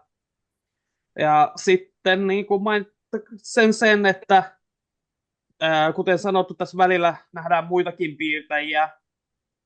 Ja se on vähän silleen, välillä ne toimii, välillä vähän huonommin. Siinä oli erityisesti yksi taiteilija, oliko se Fraser Irving, oliko se nyt numero 17, jonka se piirsi, se on jotenkin tommonen vähän niin kuin realistisempi piirustustyyli, mutta sitten jotenkin tosi lättäneen, mä en ole siitä koskaan hirveästi pitänyt. Niin se aina vähän niin kuin hidastaa sitä lukuintoa, jos tulee semmoinen taiteilija, josta ei hirveästi nauti. Mutta sitten onneksi toi on aika niin kuin johdonmukaisesti sai pidettyä Bacalon mukana siinä, ja ainakin ne kaikki tärkeimmät hetket oli hänen käsissään, joka sitten auttoi siinä niin kuin, johdonmukaisuudessa. Ja sitten niin kuin kaikki tommonen, niin kuin, miten tässä seikkaillaan eri ulottuvuuksissa. Tässä on tämmöinen sen ison ensimmäisen taistelun jälkeen tulee tämmöinen Doctor Strangein tosi vaikea viikko, jossa hänen kaikki entiset vihollisensa päättävät, että nyt on hyvä tilaisuus tappaa Doctor Strange, ja sitten siinä mennään aivan päättömiin paikkoihin, siellä käydään siellä saatanan tyttären ravintolassa ja tällä lailla, ja se on kaikki jotenkin niin silleen, siinä on sellaista niin kuin huumoria, joka ei suorasti naurata ääneen, mutta silti mä tykkään siitä tosi paljon. Mutta sellaiset mietteet nyt ensi alkuun. No mites Hannulle sitten uppos tämä? No joo, tämä ei siis ollut, ensinnäkään ei ollut mitenkään tuttu. Ei ole Doctor Strange sillain hahmona, niin kuin tuossa omassa podissakin juteltiin hahmosta, kun tuli toi Egmontin alppari ulos, niin ei ole sillain mitenkään hirveän tuttu niin kuin omissa lehdissään muuta kuin lähinnä sivuhahmona just 2000-luvun Avengersissa ja muissa ehkä niin kuin siellä suurimmaksi osaksi tullut tutuksi ja sitten leffoista totta kai, mutta joo, kun Nikke pyysi, että tulisinko vieraaksi ja että juteltaisiko tästä, niin joo, oli heti niin kuin innolla tarttumassa ja sitten kun rupesin tätä lukemaan, niin sitten katsoin, että ei saatana, Chris Pakallo, inhokkipiirtäjäni 2000-luvulta, että voi ei. Mutta siis, joo, mä selitän tätä. Joo. Pelataan tuonne 90-luvulle. Siis silloinhan Pakallolta tuli, ainakin se piirsi ekat numerot Avea ja 099, mistä mä tykkäsin tosi paljon. Tykkäsin siis niistä silloin. Se oli jotenkin, varsinkin 90-luvulla, niin Pakallon tyyli oli silloin jo semmoinen fressi ja erilainen. Ja sitten tuli ainakin Generation X, tuli ainakin yhden Marvelin tai Mega Marvelin tai mikä nyt siihen aikaan sitten mutta nimi ollenkaan, niin siellä ja tykkäsin myöskin siitä tosi paljon, mutta sitten 2000-luvulla hän piirsi Hämistä jossakin vaiheessa, en osaa nyt kyllä vuosilukuja heittää, mutta nyt sanoisin 2000-luvun varmaan alkupuolella, ehkä ennen 2010 tai jotakin, niin tuli paljonkin suomeksi, niin sitten mulla jotenkin tuli sellainen antipusreaktio häneen, että hän ei soisi kyllä hämähäkkimieheen ollenkaan, ja mua niin kuin ärsytti todella paljon hänen tyylinsä silloin, ja sitten se jotenkin jäi vähän niin kuin päälle, että en halua hänen juttujansa lukea ollenkaan, nyt esimerkiksi Brian Michael Bendis kirjoitti ryhmääksään sitten tuossa joskus 2000-luvun, 2010-luvun alkupuolella taisi olla, niin siinähän oli toisen lehden piirtäjänä, oli Pakallo myöskin, ja oli toisessa sitten, olisiko ollut Immonen, saatan muistaa ihan väärinkin, mutta oli kuitenkin siis tosi hyviä tarinoita ja tosi mielenkiintoisia, niin silloin se oli myös semmoista oikein niin kuin takkuamista, enkä tainnut sitten ihan kaikkia sen lehden juttuja välttämättä lukeekaan, että seurasin sitten ennemmin tätä toista pääsarjan lehteä, mutta nyt kun mä sitten tätä luin, niin kyllä mä sitten taas siedätyin ihan hyvin Kalloon, että nyt mä vähän muutin taas mieltäni ehkä pehmeämpään suuntaan, että hänen tyylinsä toimii tässä tarinassa kyllä oikein hyvin, eikä se niin paljon se tyyli sitten ärsyttänyt enää, mutta teille kysymys, että onko teille käynyt kenenkään taiteilijan kanssa koskaan niin, että olette joskus tykännyt ja sitten myöhemmin ei niin kuin ollenkaan jotenkin voisi sietää. Tai ehkä se on vähän liian raju ilmaus, mutta kuitenkin. Niin. Siis toi on tosi hyvä kysymys, koska mulla ei ainakaan niinku heti tule mieleen sellaisia tosi voimakkaita kääntymisiä. Joo. Tietenkin joskus on silleen, niinku, kun on semmoinen, että joku piirtäjä ei sovi oikein johonkin hahmoon. Tai sitten niinku, on se, yksi tosi mielenkiintoinen esimerkki on se, että tuossa kuka se olikaan, joka kirjoitti Spider-Mania ennen tätä, kun tuli tämä Brand New Day. Straczynski. Joo, Straczynski, se oli. Hänen siinä yhdessä vaiheessa, niin hänen runin aikana Spider-Mania piirstää, onko se Mike Deodato Jr. Joo. Joka on niinku hyvin tämmöinen aika semmoinen realistinen tyyli. Ja niin sopii tosi hyvin joihin kirjoihin, eikä se Spider-Manissäkään hirveästi haitannut. Mutta sitten tämä yksi niinku ehkä vihatuimpia Spider-Man-tarinoita ennen One More Dayta, eli Since Past. Ja sitten kun mä olin lukenut sen silleen, että okei, olipa omituinen ja tällainen tarina, mutta sitten mä annoin sen mun kaverille luettavaksi nämä Straczynski Spider-Manit. Sitten yhtäkkiä sanoin, että joo, että mä en voinut jatkaa tätä, koska siinä on tämmöinen seksikohtaus Gwen Stacyn ja Norman Osbornin välissä. Ja se Norman Osbornin naama oli kuulemma niin häiritsevän näköinen, että hän oli heittänyt sen kirjan saman tien pois. Ja sitten mä olin että no eikä ole niin paha. Sitten mä katsoin, oh my god, ei enää koskaan, kiitos. Joo, täytyy oikein mennä katsoa. Oliko se, ketä se nyt käyttikö se jotain Tommy Lee Jonesia vai ketäkään se käytti? Joo, nyt kun sanot, niin saattaa hyvinkin olla, koska se näyttää vähän silleen niin kuin. Joo, koska sehän... Kyllähän, joo.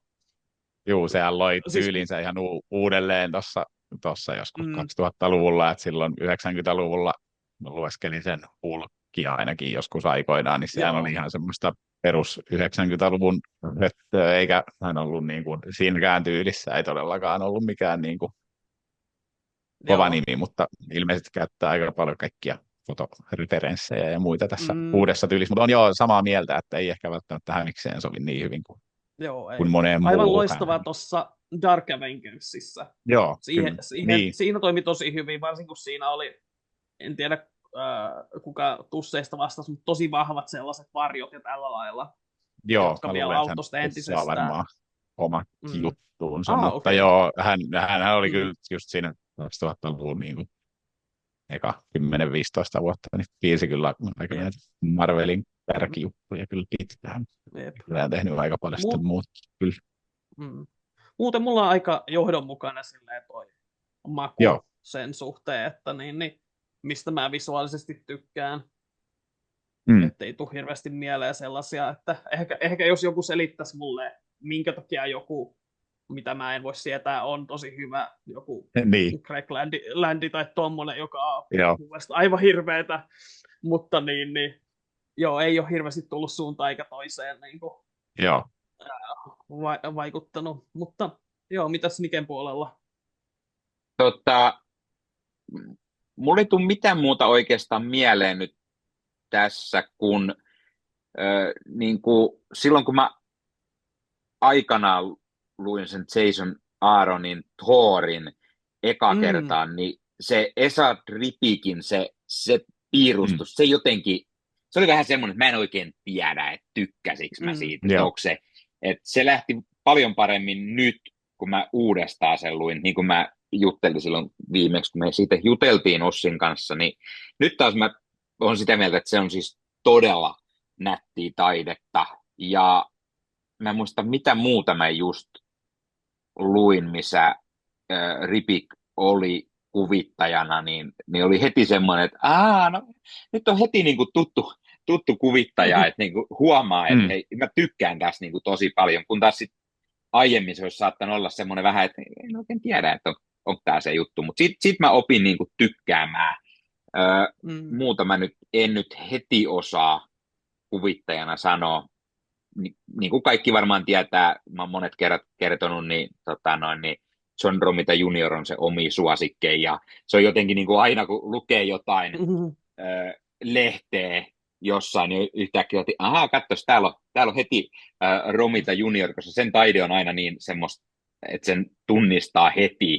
Tai sama kun mitäköhän mä viimeksi luin, hän oli pelkästään kuvittanut kannet, olikohan se just uusimpaan Doctor Strange, eikö hetkonen, siinä taisi olla Rossi piirtänyt ne kannet, mutta johonkin Romita oli piirtänyt pelkkiä kansia, mutta ei sitten niinku sisätaidetta, niin oli heti sellainen, että jaha, tässä on Romitan kyllä kannet niinku tunnistaa heti, ja sitten vähän semmoinen, että kun ei ollutkaan niinku sitä itse tarinaa kuvittamassa, niin sanoin, että damn it, ei ollut, mutta kyllä mä en osaa sanoa nyt heti, joitain on sellaisia kyllä kans, kun aina tulee, että ei välttämättä tykkää, mutta nyt ei tule heti mieleen sit enempää, mitä vinkkinä kertoisi.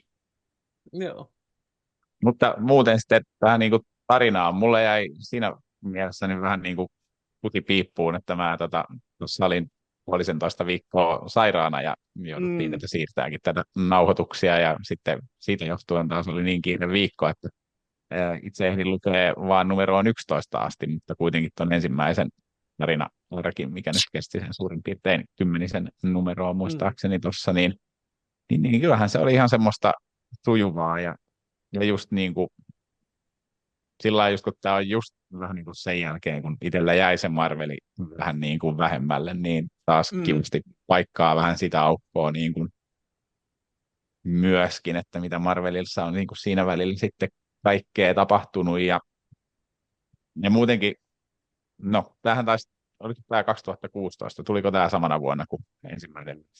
Tämä taisi olla 2015, eli se oli just 2015. ennen. Joo. Joo, niin musta tuntuu, tai kun mä rupesin lukemaan, varsinkin nämä alkunumerot, sittenhän se nyt meni vähän ehkä synkempään suuntaan muutenkin, niin tuntuu, että se oli niin kuin ehkä vähän erilainen, tai vähän just semmoinen ehkä humoristisempi versio, mihin on itse ehkä joskus 90-luvulla tuttunut, tai ehkä vähän vielä noissa 2000-luvun Avengers-hommissakin, niin mä just kanssa mietin sitä, että onko tässä niinku tuotu vähän sitä niinku leffa Doctor Strangein tyyliä tähän näin, mutta sitten tietysti aikajana ei ihan nyt sillain täsmää, ellei Aaroni sitten päässyt näkemään etukäteen jotain mitä siellä on leffoissa tehty, sitä en tietysti tiedä, mutta sillain vähän semmoinen kepeämpi versio ehkä, ja tarinahan oli tosiaan tuossa alussa nämä ekat 10 numeroa, niin sehän oli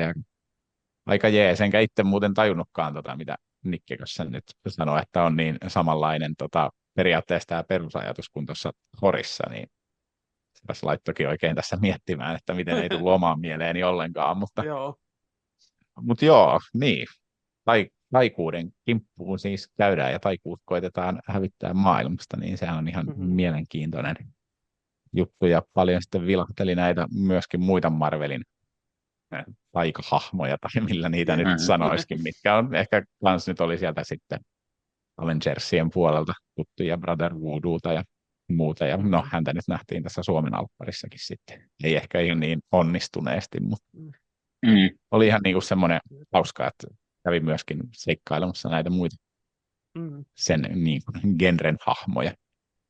Siis joo, se on aina hauska tommonen. Kuka Ossi, ole hyvä. Okei.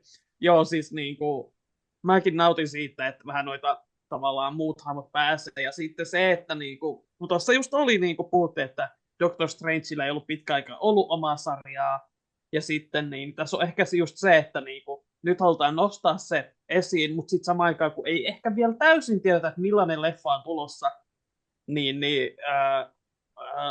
siinä mielessä mä uskon, että Jason Aaron on ollut aika vapaat kädet niin kuin luoda tuota maailmaa siinä mielessä, että just saanut just kehittää vaikka tämän velhojen kahvilan, mikä tässä nähdään, tai baari. Joo, se oli ihan hauska. Jossa, niin kuin tämmöisiä hauskoja pieniä yksityiskohtia se, että niin kuin, kaiken aikaa tavallaan, kun muut sankarit on ollut omilla seikkailuillaan, niin nämä taikahahmot on sitten luonut tällaista omaa verkostoaan, ja se tavallaan heti siitä tulee paljon semmoinen eläväisempi ote siihen maailmaan, ja tuntuu, että se on ollut siellä pitkään, siellä ruutujen välissä. Siinä mielessä tosi niin kuin mielestäni toimivaa toi maailmanrakennus.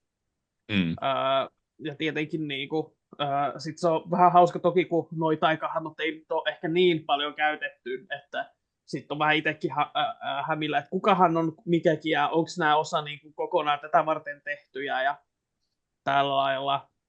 Mutta niin, kyllä se siihen omaa rikasta väriään toi ehdottomasti. Niin, ja varmaan niin tavallaan ehkä kans sitten vähän retkonnaa niin kuin tätä Marvelin kaikkia taikasääntöjä ja muita vähän niin kuin ehkä menneisyyttä lakastaa niin kuin maton alle. Että voi aloittaa vähän puhtaammalta pöydältä, mihin on varmaan sitten tuommoisten uusien lukijoidenkin helpompi tulla mukaan, niin ehkä siitäkin on tässä tavallaan koitettu tehdä. Tietysti se voi jotain vanhoja kovia Doctor Strange-faneja ärsyttääkin, mutta ei nyt itseään varsinaisesti, kun ei ole niin tärkeä hahmo kuitenkaan. Eiköhän nekin voi opi elämään sen kanssa, tai sitten voi välillä lukea jotain muuta. Niin, no, Tosi. Joo. Mun asenne nyt ei varmaan yllätä ketään meidän kuulijoita, että mä oon aina kaiken kokeellisen ja uuden puolella ja joo. kaikki vaan Mä oon romuksi. taas tämmöinen vanha jäärä, en pidä Niin. muutoksesta. Jep. Mutta se on Mut- hyvä. Me mahdumme molemmat tähän maailmaan, Niin on, jopa tähän joo. podcastiin tänään. Että ei Joo, mitään niin on. hätää. Edustan tämmöistä vanhempaa sukupolvea ehkä vähän. Joo. Vanha parta. Niinkä, Niin. Joo.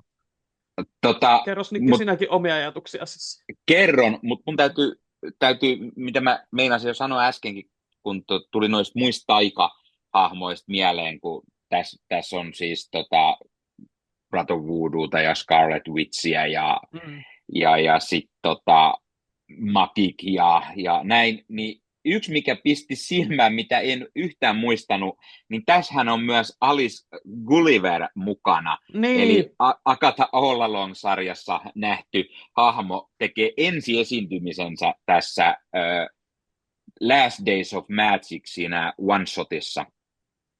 Eli Jason Aaron on tämän hahmon luonut, mikä on siis tietenkin täysin, niin kuin siinä on samoja asioita, että hän on poliisi, kuten tässä Agatha-sarjassa, mutta sitten se hänen tyylinsä käyttää sitä taikaa, kun hän ampuu niillä pistooleilla sitä kautta taikaa, niin se oli jotenkin hauska juttu. Ja mun piti heti käydä tutkimassa tätä internetin syövereistä tätä hahmoa enemmän, niin hahmona Alice Gulliver on esiintynyt ehkä jossain 3 numerossa yhteensä. Eli ei todellakaan ole tämän jälkeen esiintynyt kuin 2 jossain, ja ilmeisesti yhtä pienissä roolissa melkein kuin tässäkin, eli jopa pienemmässä, niin ei mikään hirveän iso suosio hänellä on noussut. Katsotaan, tuleeko nyt tämän sarjan myötä sitten muutosta Niin, se voi olla. siihen. Minisarjaa tai jotain tulla tässä vielä. Mutta sitten se, mitä mä olin sanomassa, niin tosiaan Doctor Strange itselle hahmona on just semmoinen, mikä mä ehkä tiesin aina Avengers-porukasta. Se on ollut aina siellä mukaan. Se on se Sorcerer Supreme, ja ne tarinat sieltä on enemmän itselle aina tuttuja niissä Avengers-tiimeissä. Ja varsinkin just nämä 2000-luvun, missä hän oli tosi paljon mukana, missä esimerkiksi tulee heti mieleen nämä New Avengersit ja nämä, missä mitkä sitten päätyy siihen Secret Warsiin ja siihen 2015-versioon, niin nämä on se semmoiset, mitä mä aina muistan, mutta mä en muista, kuinka paljon mä oon itse niin kuin ennen tätä lukenut Doctor Strangein omia tarinoita, ja sitten kun mä aikanaan luin tämän eka kertaa tämän Aaronin Doctor Strange, niin mä tykkästyin tähän heti jotenkin.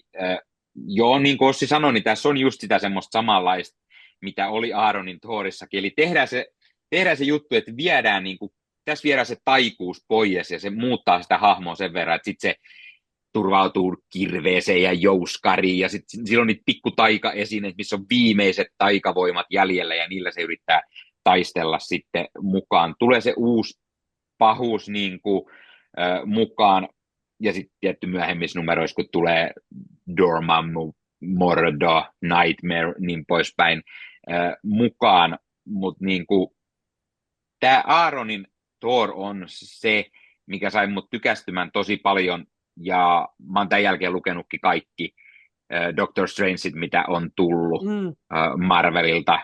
Just luin loppuun sen uusimman, mikä oli kun tuolta internetin syövereistä niitä lueskellen, niin sain sen uusimman luettu. Sieltä mulla jäi väliin se Strange-tarina, koska siinähän pääosassa on Clea Strange, niin se mulla vähän jäi väliin, mutta muuten on tosiaan lukenut kaikkia. Mä tykkään Doctor Strangeista hahmona, ja mun mielestä Aaron tekee hyvää työtä just sille, että se tekee siitä, että tämä ei ole ihan perus Doctor Strangea, koska siinä se magia ei ole enää niin itsestäänselvyys. Ja tässä nähdään myös sitä, että mitä sen käyttäminen on vuosien saatossa tehnyt. Sen esimerkiksi, että Stephen Strange joutuu syömään niitä ties mitä limamörrinkäisiä, mitä se jääkaapissa pitää aina. Ja sitten tulee se semmoinen jatkuva niin kuin vitsi periaatteessa, että keittiöön ei kannata mennä eikä jääkaapin luo. Ja niin kuin, Joo. sehän on pikaisesti myös leffojen puolella. Oliko se No Way Homein joku poistettu kohtaus tai joku, missä ohimennen nähdään siellä Strangein Sanctum Sanctorumis jääkaappi ja sieltä on tulossa jotakin ikävää, niin sitä on yritetty kai leffojen puolellekin tuoda, mutta se jäi sitten käyttämättä. Mun mielestä se oli poistettu kohtaus, ellei väärin muista. Joo. Ja sitten sen lisäksi niin mitäköhän muuta mun piti sanoa? Mä kadotin sen ajatukseni. Siinä kun mietit, mä voin esittää sinulle kysymyksen, että siis mustakin toi on tosi hauska, miten tässä tuodaan noi taikuuden hinta, miten sillä on fyysisiä seuraamuksia. Esimerkiksi siinä on se yksi päivä, jolloin Doctor Strange oksentaa koko päivää ja tälleen. Mun kysymys on se, että kun sä oot lukenut enemmän noita uudempia Doctor Strangeja tämän jälkeen, niin tuoko ne koskaan sitä takaisin, näitä taikuuden hintaa, vai koska mä en itse muista, että mä olisin nähnyt sitä pahemmin, että siellä Ei.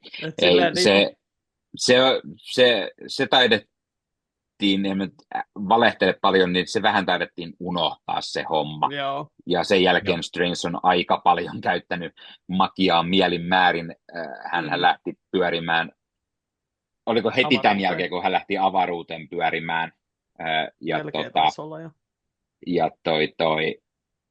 Sitten tuli tämä Death of Doctor Strange ja niin poispäin, mutta ei sitä ei tainnut missään vaiheessa enää olla käytetty uudelleen sitä, että sillä on se joku hinta, vaikka tässä siitä puhutaan niin kuin enemmänkin koko ajan, ja on sitä kyllä jonkun verran niin kuin muiden hahmojen kohdalla mun mielestä tällaisten, että olisiko se sitten ei niin suuret maagikot kuin Strange tai niin kuin Wanda, niin mun mielestä sitä niin kuin vähän puhutaan, koska mun mielestä olisiko ollut jopa viimeksi, kun mä luin Scarlet Witchin omaa, niin olisiko siellä mainittu just tähän, että kun magialla on seuraamuksia ja näin, mutta ilmeisesti sitten on ne kovat hahmot, niin kuin Strange ja Wanda, niin heitä se ei koske, koska he vaan on niin paljon kovempia sen käyttäjiä. Joo. Toi on musta niin mielenkiintoinen. Joo, sano vaan. Niin mielenkiintoinen just toi, että tässä Jason Aaron niinku tekee just tätä uutta säännöstöä, uutta lorea ja tällaista tähän, mutta sitten niinku ymmärrän myös sinänsä niitä seuraavia kirjoittajia, että onhan se aika raskasta, jos sun pitää jokaisen niinku taikatemppuun sit miettiä ne seuraamukset ja tällä lailla. Että kyllähän se rajoittaa sitä tarinankerronnan mahdollisuuksia. Mutta on se myös jossain määrin silleen huvittavaa, että niinku se jäi sitten siihen kokonaan. Niin, ja sitä ei mitenkään, nyt kun ei itse ihan loppuun asti päässyt, niin ei mitenkään viimeisissä numeroissa ei lakastu mitään Aaronin tekemiä, että kutsutaan pöytä taas seuraavalle, niin kuin valitettavasti monessa lehdessä ehkä tehdään, mutta joo, kyllähän se tietysti sillain taitaa usein olla, uudet kirjoittajat haluaa tehdä taas omia juttujaan, eikä välttämättä antaa sitten liikaa vanhojen tekijöidenkään jutut sitoo. Mutta joo, sitten itsellä taas niin oli kyllä ihan tosiaan oli mukava tätä lukea, mutta en mä nyt edelleenkään vähän niin kuin ei se Egmontin Alpparikaan nyt mua mistään niin kuin suuret Doctor Strange-faniksi sillain tehnyt kuitenkaan. Huomaa lukupinoa miettii, niin siellä on niin paljon kuitenkin ajan kaikkea, että voi olla hyvin pitkä aika ennen kuin tulisi Strangein pariin ehkä hypättyä, kun ei tosiaan ihan siellä rakkaimmissa hahmoissa ole, niin. No, ehkä se vaatisi jonkun sitten oikein sellaisen niin kuin suosikkiä ja varsinkin ehkä suosikkipiirtäjä voisi olla, niin sitten voisi ehkä taas koittaakin. Tuosta herää sitten heti kysymys, että mikä olisi sun mielestä niin kuin paras piirtäjä Doctor Strangein tällä hetkellä, että mikä olisi semmoinen, että okei, tämä tekisi varmaan jotain tosi mielenkiintoista tällä hahmolla. Oi, nyt olikin paha.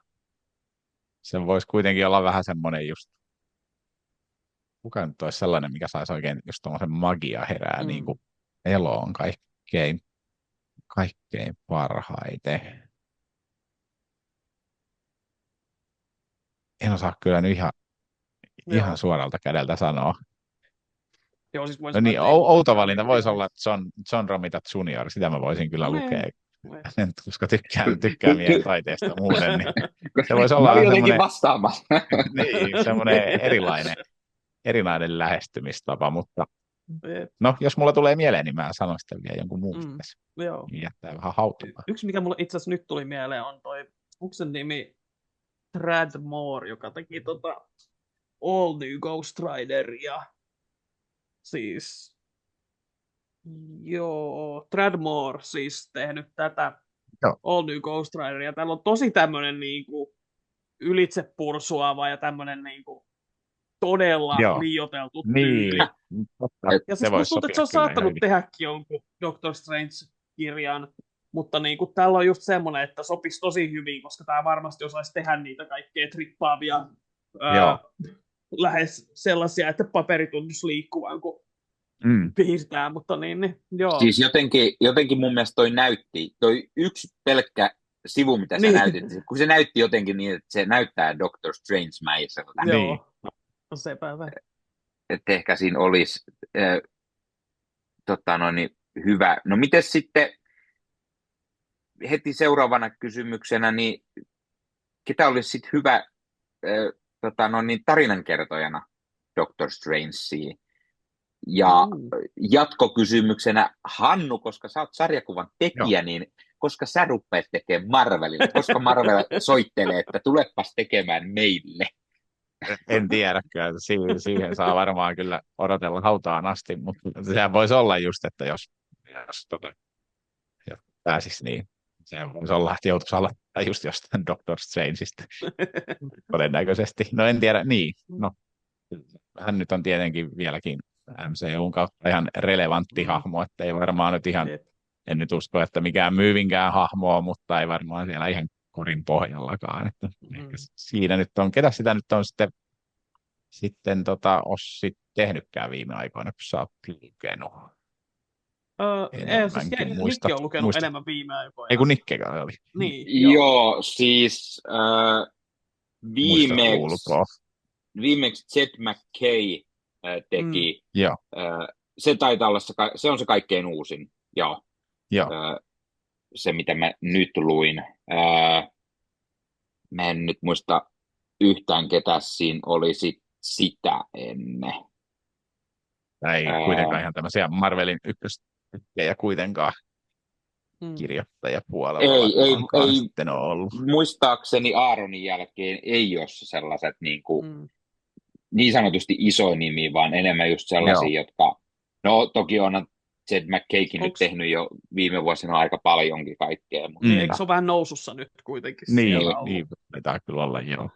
Mutta ei kuitenkaan mitään nyt olisi tämmöisiä Rick Remenderejä tai muita, mitkä siellä on riehunut viime vuosina eniten, niin ei ole kuitenkaan ehkä ollut. Eikä mitään Donny Catesia ja mitä näitä nyt on. Tämmöisiä nykyajan kovia nimiä, mutta niin, en tiedä, kukakohan olisi siihen. Mutta tosiaan itsellä on just enemmän ollut aina lähellä sydäntä nämä ehkä vähän enemmän katutason sankarit ja muut, niin ehkä just tämmöinen kosminen ja myöskin maaginen, niin kuin varsinkin nykymarveli, niin se on ehkä edelleenkin niin kuin ollut semmoinen vähän vähemmän seurattu, niin en osaa siihenkään nyt ihan yhtäkkiä välttämättä nimeä heittää ehkä, kuka voisi olla hyvä. Ja sehän on, kun eihän sitä tiedä, että kuka siihen olisi erittäin hyvä sillä, koska joku, joka ei ole koskaan päässyt tekemään sitä vielä, saattaa kuitenkin olla niinku semmoinen, että se on odottanut sitä tilaisuutta, että on kirjoittanut vaikka vaan niitä katutason tarinoita koko elämäänsä, mutta sillä on niin paljon oikeasti odottaa siellä pinnan alla niitä aivan käsittämättömiä juttuja, että siinä mielessä niin. Mulla jotenkin iski nyt, kun mä just miettisin ja sanoin, että katutaso, niin kun mulla jotenkin yhtäkkiä takaraivossa tuli mieleen yksi, mikä nousi itselle suosituksi just Daredevilin kautta tässä viime vuosina, eli Chip Zdarsky.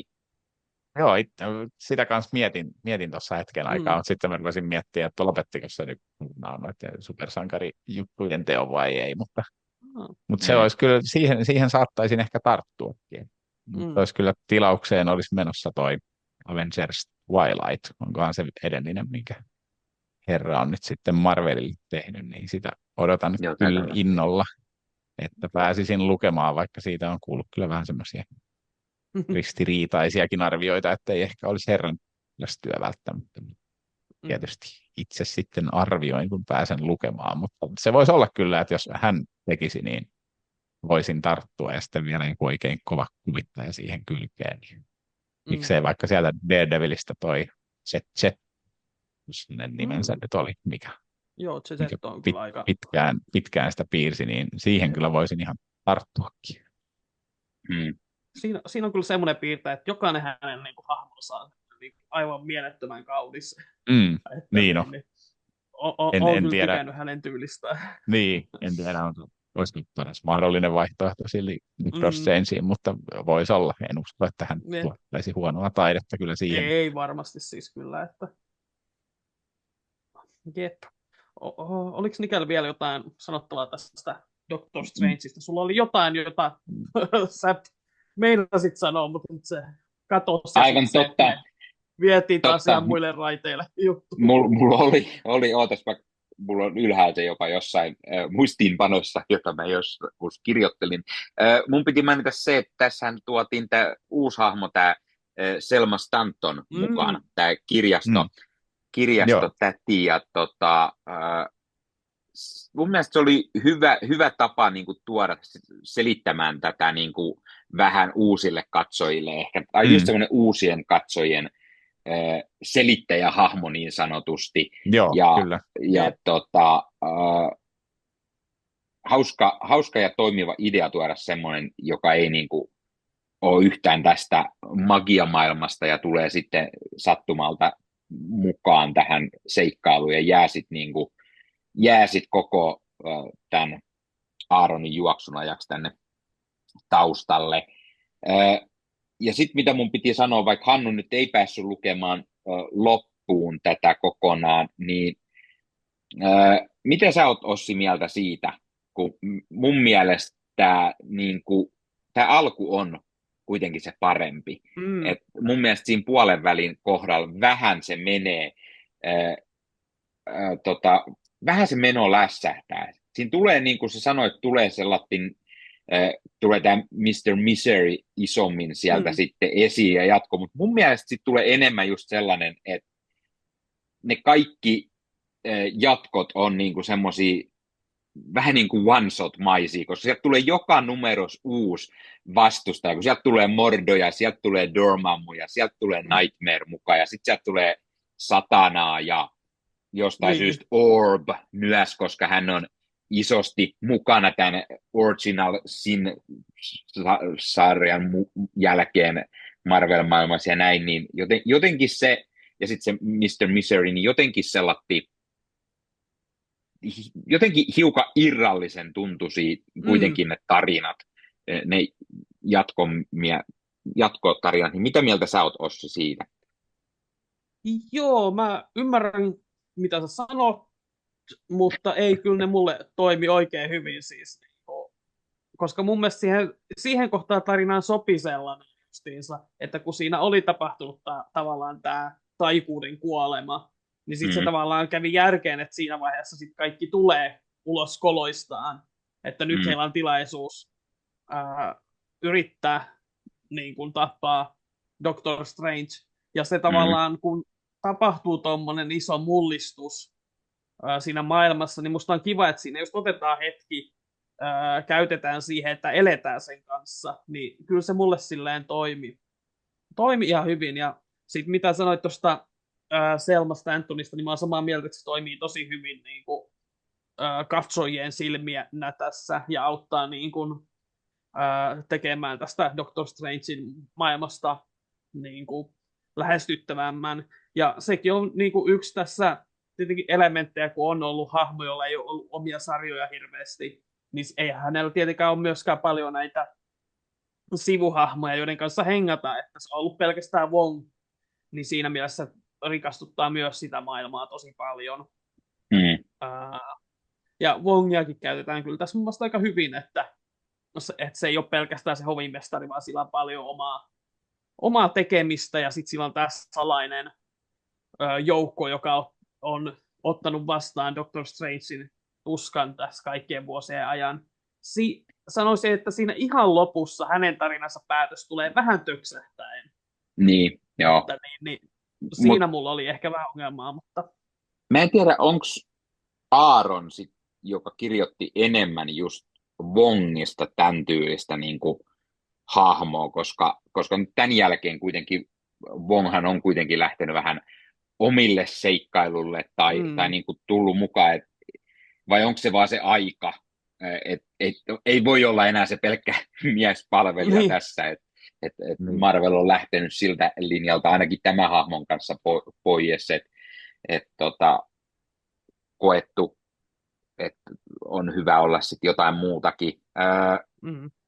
Ja siinä on varmasti monia tekijöitä sillä, että sen lisäksi, että se on tavallaan hyvin tämmöinen vanhentunut stereotypia, se aasialainen palvelija, niin sitten myös just se, että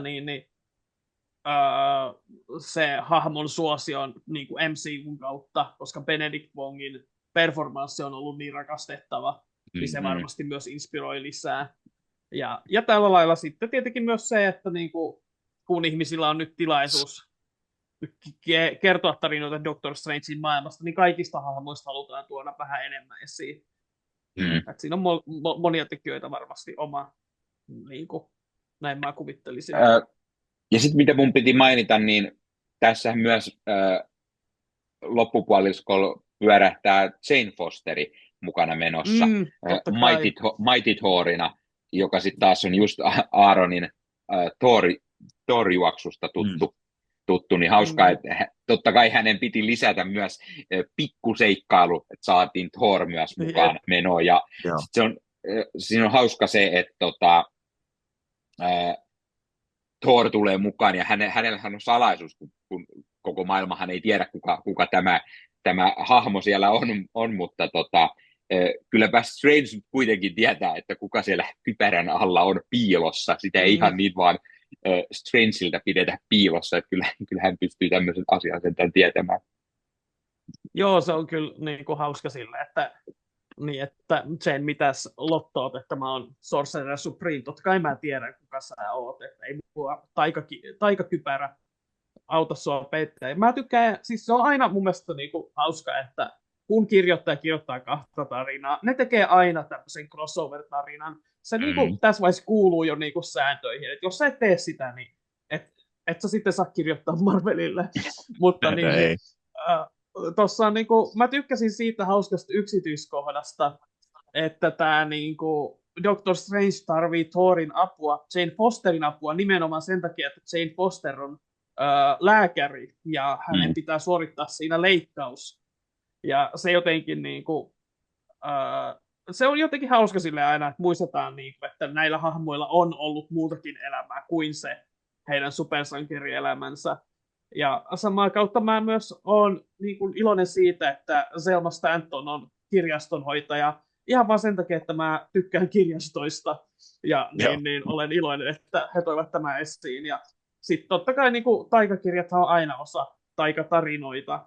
Ne sopii hyvin siihen yhteisen kanssa ja tällä lailla. Joo. Että oikein toimivaa settiä. Joo, itsekin luin jotain tuossa ennen nauhoituksia, niin vähän arvosteluja kanssa tästä niin ranista, niin tuntuu, että semmoinen just yleinen mielipide on ehkä, että ne 10 viimeisen tarinaa ei ehkä ollut tämän parhaimmistoa, mutta mitä nyt kuuntelin, niin mua ainakin ilahduttaa, että jos on enemmän semmoisia one-shot-tyylisiä tarinoitakin välissä. Et mä jotenkin nykyaikaan ehkä kaipaisinkin, tai nykysarjakuviin enemmän semmoisia just, että on joku ikään kuin joku kuukauden pahis. Ja sitten välillä näitä semmoisia niin pitkien juoksujen väliin, just niin kuin vaikka nyt tämä Nick Spencerin Kapteeni Amerikka, niin eihän siihen nyt ihan helposti pääse mukaan, jos et saa seurannut niitä kaikkia noin tuhatta Mm. ynnä muuta sivua, ja sama myös se Tanehisi Coachin kapteeni Amerikka, vaikka ei nyt Strangeen liity, mutta tähän asiaan, niin mitä sekin nyt on joku, oliko se 30 vai 36 numeroa vai mitä nyt olikaan, niin hän periaatteessa pelkkää ihan sitä niin kuin yhtä pitkää tarinaa. Et jotenkin mä kaipaisin aina välillä, että okei, no niin, tuolta tulee taas joku pahis ja sitten se on nyt tämän numeron ja sitten Niin. siirrytään eteenpäin, vaikka siellä nyt menisikin sitten sankarin elämä tai joku suurempi juonikuvio siellä niin kuin taustalla, niin niitä kaipaisin niin kuin nykysarjakuviin enemmänkin. Ja vaikka mä oon sitä mieltä, että se alku oli se parempi, mutta sitten siinä on myös vähän se pikku nostalgia, kun sieltä tulee ne tutut hahmot, niin kuin Mordo, joka tulee taas että ahaa, minäpä tulenkin täältä. Niin sitten tuli se, koska tämä koko alku on kuitenkin täysin uusia hahmoja. Niin sitten sieltä saadaan se myös niille, jotka tuntee niin kuin hahmoa, Doctor Strange ja sen seikkailun, niin tietää, että siellä on ne just niin kuin Mordo, Dormammu ja Nightmare. Ne on kuitenkin ne 3 semmoista, mitä niin kuin on ne isot niin, sellaiset, pahikset. Niin. Kaikkein tutuimmat hahmot, vaikka ei niin suuri fani ole ollutkaan. Että kyllä mä on ihan varmasti nyt loppuun tässä lueton. Ton tarinan jatkumon, niin pääsee sitten niihinkin tarinoihin tässä. Joo, ja sitten sen lisäksi aikana. Sen lisäksi ne tuo mun mielestä hyvin myös ne tarinat sen, miten, no periaatteessa Doctor Strange oppii näistä kohtaamisista, tämän kun maailmassa on kuitenkin jonkun verran magiaa, niin sitten se oppii myös näiden vihollisten kautta hyödyntämään taas sitä ja käyttämään sitä magiaa, niin kyllä se on niin kuin ihan hyvin selitetty ja kaikilla on se niin kuin tarkoitus periaatteessa siinä. Ei ne ole ihan niin täysin one-shotteja kuitenkaan, että niillä kaikilla on se paikkansa tässä isommassa tarinassa, niin se on myös, niin kuin, että se on ihan hyvin kuitenkin lopulta tehty, vaikka se mua hiukan ärsyttää. Joo. Mä oon myös siinä mielessä Hannun kanssa niinku, osittain samaa mieltä kyllä, että niinku, että just sellaisia niinku, kuukauden vihollisia kiva saa lisää, koska se on myös niinku, hyvän hässille, että ei se ole joka viikko se maailman suurin vihollinen siellä. Ja sitten se on ihan kiva, että sekin on hyvä tapa niinku, laajentaa sitä sankareiden maailmaa, että aina silloin tällöin pitää käydä vetämässä sitä shokkeria turpaa, vaikkei se nyt niinku maailman isoja asia olekaan. Ja sitä kautta voi myös sitten kokeilla uudemmilla tämmöisillä pienillä pahiksilla, jotka voi sitten myöhemmin niinku saada sen päivänsä auringossa. Ja toinen, mikä vähän niin tuossa tulee mieleen, että välillä mä kaipaan myös sellaisia, että hahmot saa hetken hengähtää ja käydä vaikka kaverin kanssa kahvilla, koska niin siinäkin on jotain tavallaan niin kuin, monethan on sanonut, että supersankarit oli Stan Leelle niin kuin tapa huijata pojat lukemaan saippua oopperaa. Niin, mä vähän sitäkin elementtiä aina välillä kaipaan, koska nämä hahmot on niin hyviä jo itsessään, että niitä on kiva nähdä, kun ne vaan hengaa niiden lähipiirin kanssa ja tapaa uusia ihmisiä. Ja siis tämän takia esimerkiksi Peter Parker on niin hyvä hahmo, koska hänen koko maailmansa on yhtä kiinnostava kuin hänen niin kuin, supersankariseikkailunsa. Joo, mä oon varmaan ehkä sarjismiehissäkin joskus sanonut, mutta just hän häkkimies, kun on hahmoja ja sitä luki silloin siellä 90-luvulla. Vaikka mä tykkään ihan hirveästi niin tämmöisestä supersankaritoiminnasta ja muusta, niin silti mun mielestä kaikkein parasta niissä lehdissä oli se noin pari-kolme sivua, mitä ehkä sitten lopussa tai keskellä tai jossain niin kuin seurattiin sitten sitä Peter Parkerin elämää, että mitä niin kuin hänellä siellä tapahtuu, niin se on just se, mikä niin kuin sit tarraa siihen hahmoon niin kuin, tai saa samaistumaan ja tarrautumaan siihen hahmoon paremmin kuin pelkkä supersankarirymistely. Ja se on ehkä just mitä eniten just niin kuin käytetään Spider-Manissa nimenomaan. Nyttenkin, kun just luin sen Jeff Wellsin Spider-Man-juoksun loppuun, niin siinä oli sama juttu, että aina välillä tulee näitä Peterin suhdehommia sieltä, kun hän lähtee jonkun kanssa sitten treffeille tai jotain. Spoilereita siis, ei Mary Jane tässä kohtaa, kun kaikki ehkä, jotka on lukenut aiemmin, niin tietää, että heillä ei ole se juttu tällä hetkellä, mutta siis kuitenkin niin sielläkin oli just taas semmoisia juttuja, että kun on se isompi seikkailu, niin sitten siellä vähän just niin kuin Hannu sanoi, että ihan lehden lopussa se 1-2 sivu sellaista, että Peter menee johonkin treffeille ja näin. Ja sitten taas seuraavassa numerossa rymistellään ja välillä aina se pieni hengähdystauko siellä normi ihmisen arjessa niin sanotusti. Tai sillä, että olet supersankari ja yrität tehdä normiasioita ja se ei koskaan toimi oikein. Jep. Ja siis tästä tulee mieleen se, että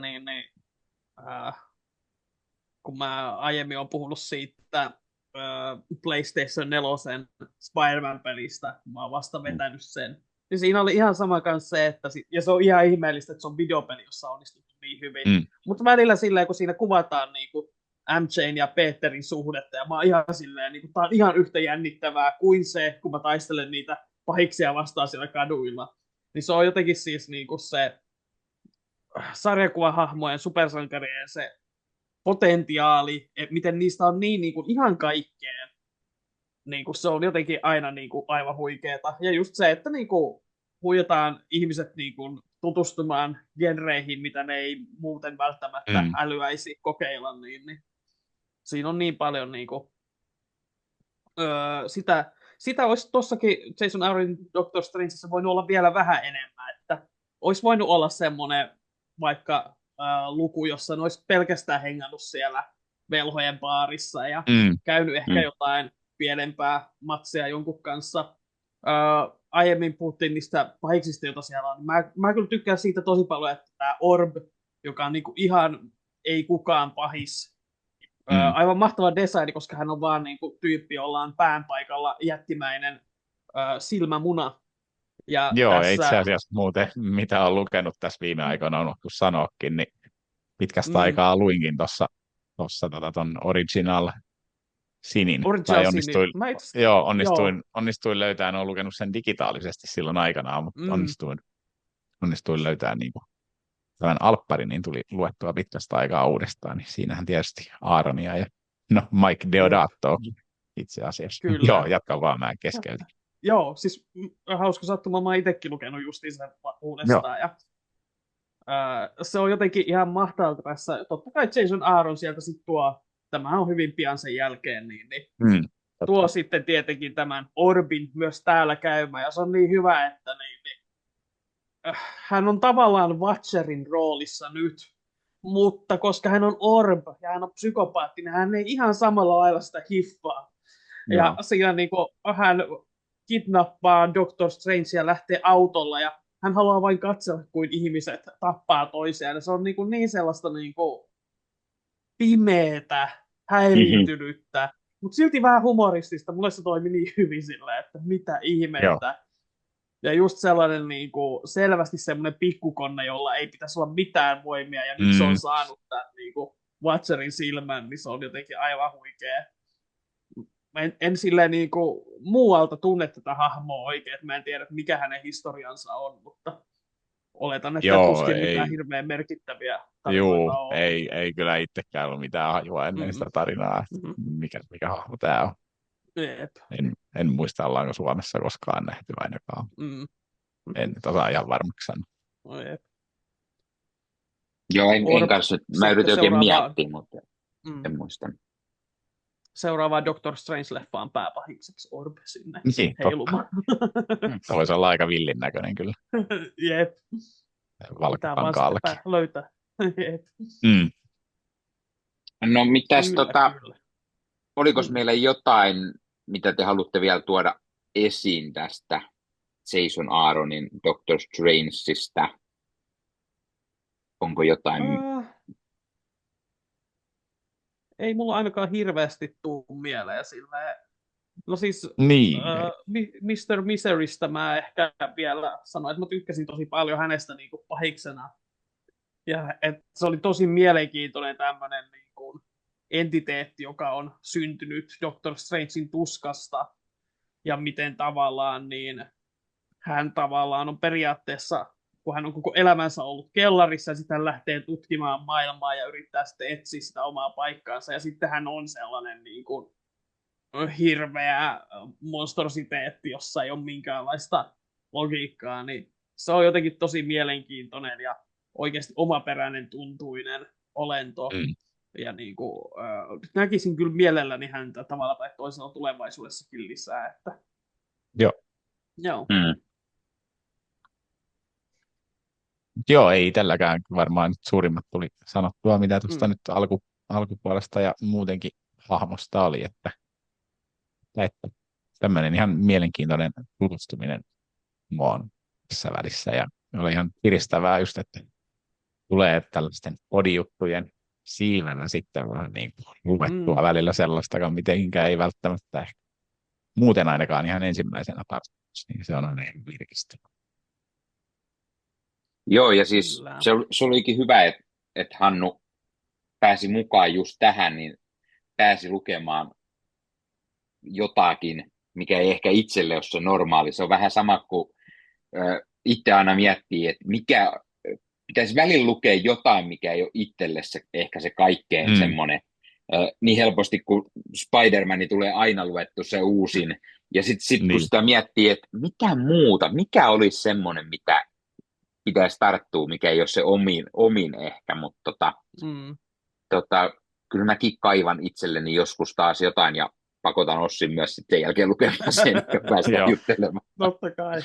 Joo, no mä nyt aikaa voin kokeilemaan melkein mitä tahansa, että kyllä nyt ei ole aivan hirveän näköinen teos. Että...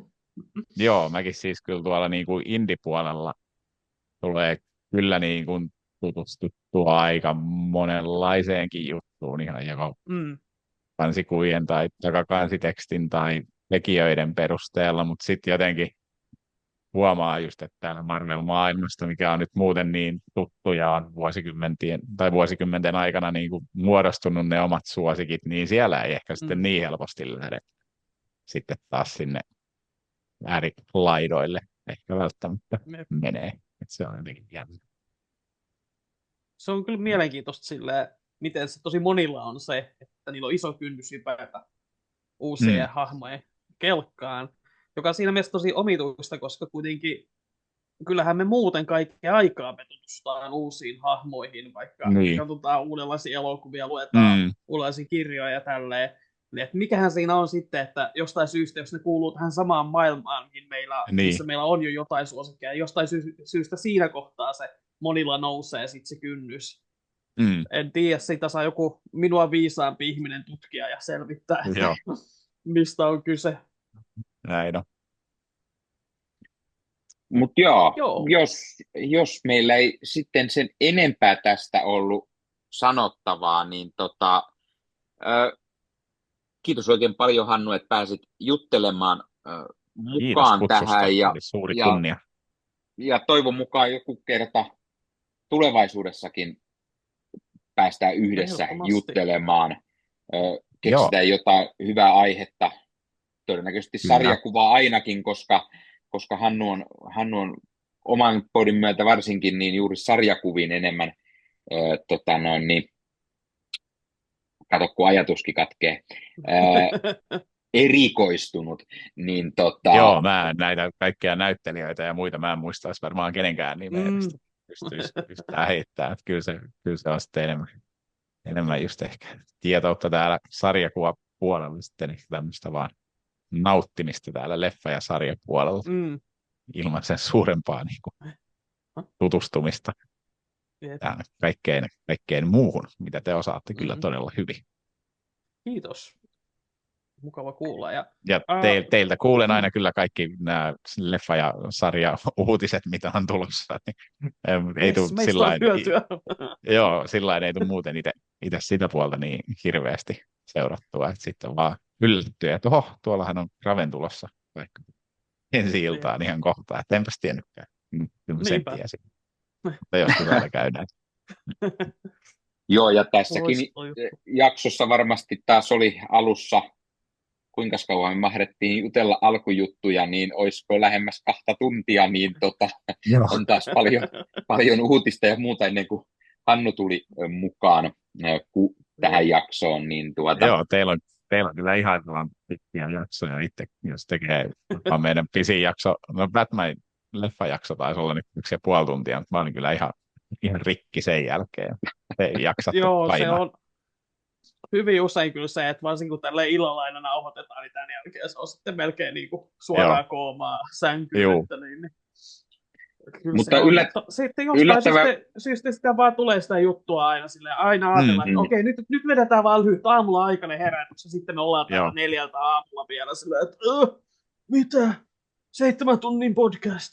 No, Joo. ei se haittaa, kyllä meidän kuulijat Ei. tykkää.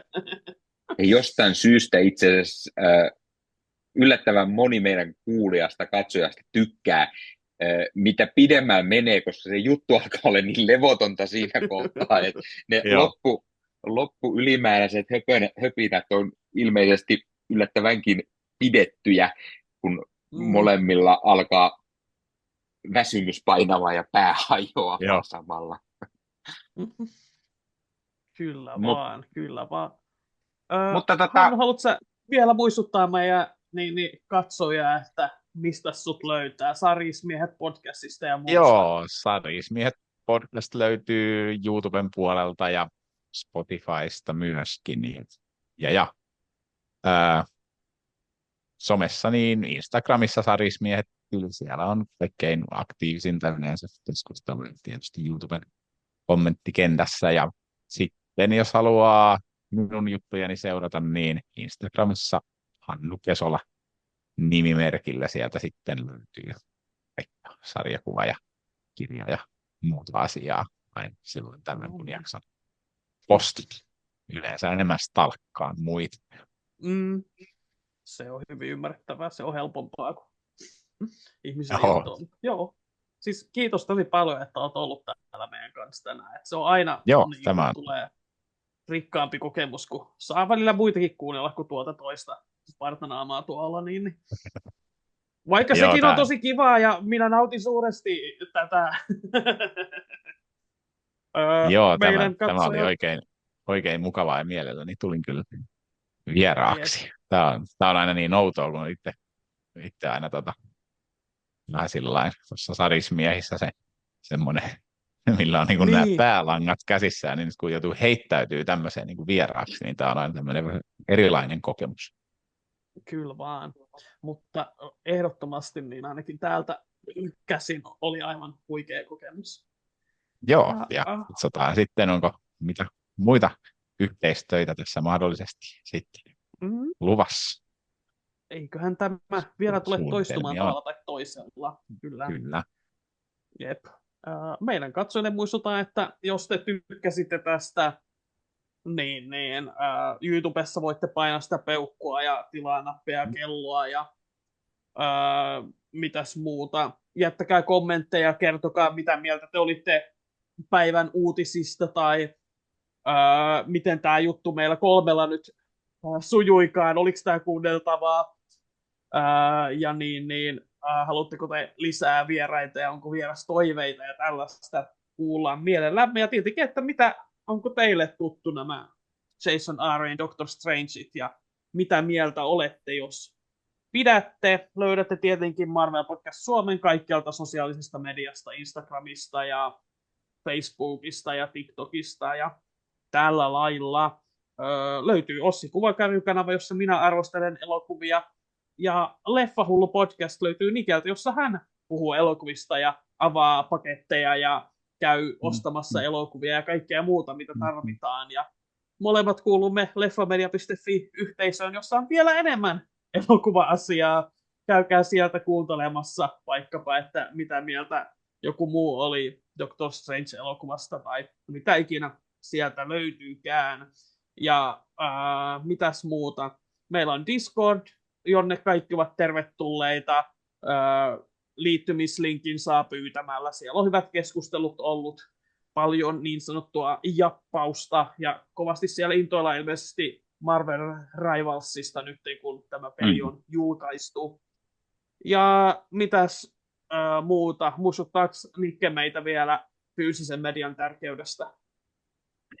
No koska sä noin sen kysyit niin ilmeisesti, eli jos haluatte ostaa leffat ja sarjat fyysisenä hyllyyn, koska ei voi tietää, koska ne suoratoistopalveluista lähtee tai niitä lähdetään muokkaamaan nykykatsojalle soveliaammaksi, niin suomikassu.fi-verkkokaupasta voi käydä ostamassa itselleen ne Marvel-leffatkin fyysisenä hyllyyn, ja kun käyttää sitä koodia Marvel Podcast yhteen ison kirjoitettuna, niin sieltä saa sen 5 euroa alennusta, kun ostaa yli 60 eurolla.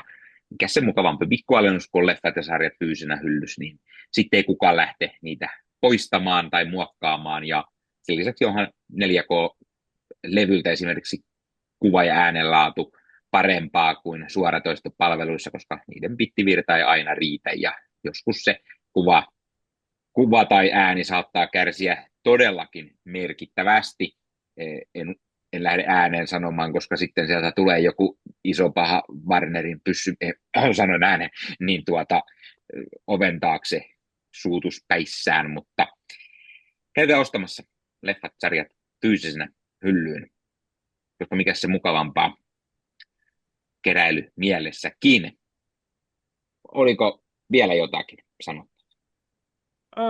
No, käykää ostaa meidän merchia sieltä osoitteesta, mikä on varmaan tuossa alhaalla. Tai niin, mikä sulla on, Nikke, siellä takana? Mä oon sitä ihailutkin niin. tässä jo. On siellä lippi. Tämä on itse asiassa huppari. Oh. Se on jumissa. Niin. Jumissa tuolla. Mä tilasin itselleni meidän lokolla varustetun huppari.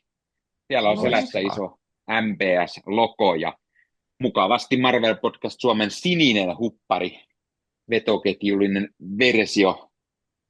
On muuten todella hyvän tuntunen ja ei ole hirveästi ollut vielä käytössä, kehdannut pistää päälle, kun on niin hyvässä kunnossa vielä, mutta heti seuraavaan Marvel-tapahtuman varmaan Cravenia katsomaan. Toki se nyt on lehdistönäytös varmaan, mihin menen katsomaan, niin ei siellä hirveän monta muuta ole, joka pääsee sitten ihailemaan tätä, mutta ehkä itse sitten tiedän, että on aiheeseen sopiva hupparikin päällä. Mutta näitä voi käydä ostamassa sitten itselle. YouTubesta ainakin löytyy tuosta alhaalta.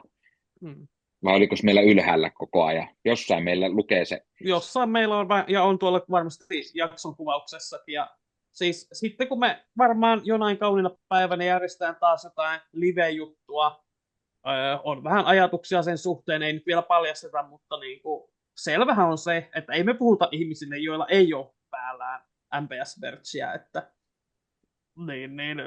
Eli Ossi, mä en puhu sulle, jos sulle ei ole, että kannattaa sitten hommata pikkuhiljaa kanssa. On ikävä muuten yksin puhellut koko livet sitten. Niin. Mä luulen, että se olisi niinku tosi hyvä show silloin. Niin. Minun puolesta kiitokset kaikesta hyvästä. Kiitos oikein paljon. Ensi kertaa. Moro.